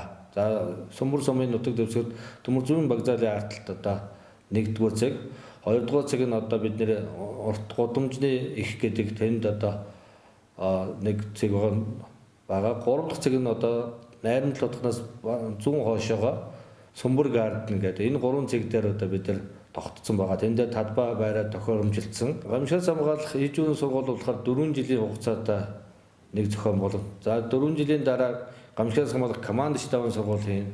Дараа нь 4 жилийн дараа гамшигаас хамгаалах бэлэн байдлын үзлэг гэж зохион байгуулагдана. За 9-р сарын 15-наас иргэдийг халаалт дулаанаар хангах ёстой. Тэгвэл 9-р сарын 20-д гарчаад байгаа энэ өдрүүдэд ч мөн халаалт дулаанаа авч чадаагүй айл өрх иргэд байсаар байна. Яг энэ асуудалтай холбоотой олон гомдол мөн шудраг өрсөлдөн хэрэглэгчийн төлөө газарт ирсээр байна. За жишээлх юм бол 2018 оны байдлаар гээл аваад үзье л. Тэгээ оныхоо одоо нэгдсэн дүнгээр ингээ аваад үзэх юм бол нийт 1850 одоо өргөдөл гомдол ирсэн байна. Үүнээс одоо 31 гомдол нь орон сууц нийтийн аж ахуй сувг конторт холбоотой гомдол байгаа. За тухайлах юм бол тэр дундаа одоо 8 сарын 1-ээс 9 сарын одоо 18-ны хооронд ямар одоо гомдлууд гол одоо эзлэх байр суурийг эзэлж одоо анхаарал татаж ажиллагаа гэхэлэр зэрэг нийтдээ бол яг энэ орон сууцны салбар тэр дундаа халаалтын одоо улирал эхэлсэнтэй холбоотой одоо халаалттай холбоотой гомдол эзэлж байна. За орон сууц сувгтай холбоотой гомдол дундаасаа бүр юу гэдэг 29 одоо гомдол зөвхөн одоо халаалттай холбоотой тий. Энэ одоо халаалтыг одоо хугацаанд нөөхгүй байгаа. Эсвэл одоо янз бүрийн засвар үйлчлэгээтэй холбоотой, эсвэл одоо үн төлбөртэй холбоотой ийм чиглэлийн бол гомдлууд л эзэлж байна. Тэр дундаа бол одоо тусгай зөвшөөрөлт болно. Тусгай зөвшөөрөл үйл ажиллагаа явуулдаг энэ орон сууцны контортой холбоотой энэ гомдол мэдээлэл бол өдөр ирэх тусам нэмэгдсэн одоо ийм хандлагатай байна. За ийм учраас бид нар бас төрийн байгууллагуудын түвшинд харилцан мэдээлэл солилцсон, дээрээс нь нэмэгдээд бас тодорхой хэмжээгээр энэ үйл ажиллагаан дээр бол анхаарал хандуулж холбогдох одоо байгууллагууд нь бол хариуцлага тооцоолол ажиллахгүй болохгүй байна гэдэг үднээс бол энэ өнөөдөр бас энэ хэвлэлийн урлаг зохион байгуулад байна. Тухайлах юм бол одоо энэ яг бид нар дээр ирж байгаа энэ өргөл гомдлуудыг ингээд аваад үзэхлээр зэрэг үр төлбөр үүссэн. Одоо юу гэдгийг орон сууцны конторууд оршин суугчаасаа бол төлбөрийн хугацаанд нь аваад байдаг, төлбөрөө аваад байдаг. Гэсэн хэдий боловч орон сууцны контор Улаанбаатар дулаан сүлжээ компанидаа бол яг мөнгөө төлдгүү, төлбөрийн хугацаанд нь төлдгүү, үр үүсгэсэн маш их одоо өрийн нөхцөл байдалтай үүнээс нь болоод дулааныг цагтаа хүрэх боломж олцоогүй. Ийм нэгдүгээр нөхцөл байдал байна.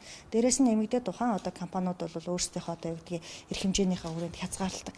Эсвэл одоо цэцгэлгааны хязгаарладаг. Янз бүрийн байдлаар бол хязгаарлалт тогтоодог. Эсвэл өөрсдөө одоо юу гэдэг дур мэдэн тодорхой хэмжээгээр хугацаагаа хойшлуулж байгаа иймэрхүү нөхцөл байдалтай бас ганц нэг одоо мэрсэр ийм асуудлууд бол гарч ирж байна. Тийм учраас хамгийн их одоо асуудлыг дагуулж байгаа тухайлбал Бадамлах нар орон сууцны контор, ган инженеринг орон сууцны контор, тухайн одоо хоёр контор бол хоёулаа тусгай зөвшөөрөлтэй конторууд байгаа. Тусгай зөвшөөрөлтэй конторуудын хувьд бол хариуцлага хийж байгаа үйл ажиллагаа бүхэл зүйл хуулийнхаа хүрээнд явах ёстой. Эдгээр конторууд дээрээс нь нэмэгдээд тусгай зөвшөөрөл үйл ажиллагаа явуулж байгаа. Тэр дундаа хамгийн их гомдол мэдээлэл дагуулж байнгын одоо бидний одоо юу гэдгийг эрэг хэрэглэгчдээс бол бохимдлыг төрүүлдэг одоо нэг контор байгаа. Тэр бол гам манлай контор. Эдгээр одоо контор орон сууцны одоо үйлчлэгээ эрхэлж байгаа компаниуд бол улсын байцаагч албан шаардлага хөрвүүлж байна. За албан шаардлагын хүрээнд бол нэгдүгээрт одоо энэ холбоотой хууль тогтоомжоо биелүүлж ажиллах тийм ээ. Хоёрдугаарт бол энэ хэрэглэгч иргэдээс ирж байгаа өргөдөл гомдлоо шуурхаа барагдуулж ажиллах. Энэ чиглэлээр одоо хийгдсэн ажлын тайлан мэдээлэл, алдаа дутагдлаа сайжруулж байгаа энэ чиглэлээр мэдээлэл 9 сарын 30-ны толтоор бол эрүүлэх тийм хэрвээ эрүүлэхгүй байгаа тохиолдолд зөрчлийн тухай хуулийн дагуу холбоотой хариуцлага тооцно гэсэн. Ийм одоо асуудлыг бол тавьж ингэж ажиллаж байна. Үүний цаан бас одоо иргэд одоо хохирж ийн л та тийм ээ. Мөнгөө өгсөн хэдий ч одоо юу гэдгийг одоо халаалтгүй одоо үдийн хүртэл байж байна. Тэгэхээр ер нь энэ дээр одоо цаашдаа бас яг ямар арга хэмжээ авах. Ер нь ийм зөрчилтэй юм хичнээн одоо энэ компаниуд байгаа. За зөрчилтэй компаниудын хувьд гэх юм бол одоо яг дулааны өөр үүсгэсэн бол тусгай зөвшөөрөлтэй 5 компани. За би бүр нэрийг дурдж өгж болно. 5 хүнд бас мэдээлэл өгж болж байна. Тэр дундаа одоо Бадамлах нар орцсон байж ган инженерийг орцсон байж байна. За тусгай зөвшөөрлгүй бас 5 компани байна. Тэнд дотор одоо ган манлай байж байна тий. Бусад компаниуд байна. За тусгай зөвшөөрлгүй компаниуд дотор бол маш олон одоо хорооллууд байна. Энийг бол одоо хийлэхэд хэцүү. Жишээлбэл одоо ган манлай гэхэд эрчим хүчний зохицуулах хороонд тухайн үед одоо анх одоо тусгай зөвшөөрөл авахар хүсэлт өгж явах үедээ бол бас нэг өөр байдлаар бол арай бага одоо хэрэглэгчийн тоотой байсан бол одоо бол нэлээд өргөн хүрээнд бол үйл ажиллагаа явуулдаг болчихсон. Тоог нь гаргахад хэцүү. Ягаад гэвэл тусгай зөвшөөрөл аваагүй холбогдох мэдээ байранд нь ч гэсэндээ нэгдсэн байдлаар байдгүй. Тэгээ ийм нөхцөл байдалтай байна. Одоо ийм байдлаа бас ажиллаж одоо болох уу тийм ээ. Одоо энэ одоо нөхцөл байдлыг бид нар яаж талсан зогсоох вэ гэдэг бол хамгийн одоо бид нэр бас хийх ёстой ажлуудын нэг болоод. Тийм энэ дээр бол хамгийн гол нь бид нэр зөвхөн манай байгууллага гэхээсээ илүү те эрчим хүчийг зохицуулахаар нийслэлийн засаг дарга түүний одоо зарчмын ажлын алба бол маш одоо анхаарлаа хандуулж те иргэд хэрэгжтэй хохирохгүй байх талаас нь бол хариуцлагатайгаар ажиллах хэрэгтэй. За цахиур 2019 эрен сурвалжлах сэтгүүл зүйн шилдэг бүтээл шалгаруулах ёслолын ажиллагаа болсон. Энэ ёслолын ажиллагаанаас бид сурвалжлага бэлтгэснээ хүргэж байна. Сэтгүүлчийн өөрийн бүтээлээрээ эх орныхоо түүхэн дурсгалт газрыг хамгаалахыг зорьсон байна. За түүний 12 цуврал нийтлийн үр дүнд хамрын хийд орчимд хууль бусаар явуулж байсан үйл ажиллагааг таслан зогсоож чаджээ. Эхлээд бол одоо хамрын эдийг ухаж байгаа юм байна гэсэн тэр мэдээлэл хөтлөгдөөд одоо сурвалжлага эхлүүлжсэн бол явцын дунд энэ сэдвийг одоо судлаад илүү мэдээлэл цуглуулж явж явцдаа яг энэ нь бол хамрын эдийг ухах тэр хүмүүсийн зорилго биш юм байна. Энэний ард бас өөр сонирхол байж магадгүй юм байна гэсэн тийм таамаг төвшүүлээд тэрнийг нотлохын тулд ажилласан. Одоо нэг лиценз туслуулаад оронд нь хоёр газар лиценз авдаг ч юм уу тийм хөтөлбөр авах тийм зорилготой ер нь ажилтдаг юм байна гэдгийг нь гаргасан энэ сурвалжлагаараа үр дүн гэвэл одоо саяхан хамрын эд орчмын тэр лицензүүд бүгд цуцлагдсан байгаа. Ингэхдээ одоо улсаас тэр компанид хөтөлбөр ч юм уу эсвэл газар дүүцүүлэлт олох тийм үүрэг хүлээхгүйгээр цуцлагдсан гэсэн. Монголын үндэсний олон нийтийн радио телевиз эрен сурвалжлах редакцийг 2019 оны хавар байгуулсан. За байгуулагдаад удаагүйч эрен сурвалжлах сэтгүүл зүйн уралдаанд талигаачтай хайсан монголчууд 3 цуврал нэвтрүүлгээрээ дид байрын шагнал хүртлээ. За бүтээлийн үр дүнд нийслэлээс оршуулгын үйл ажиллагааг зохион байгуулах журам баталгаар болсон юм.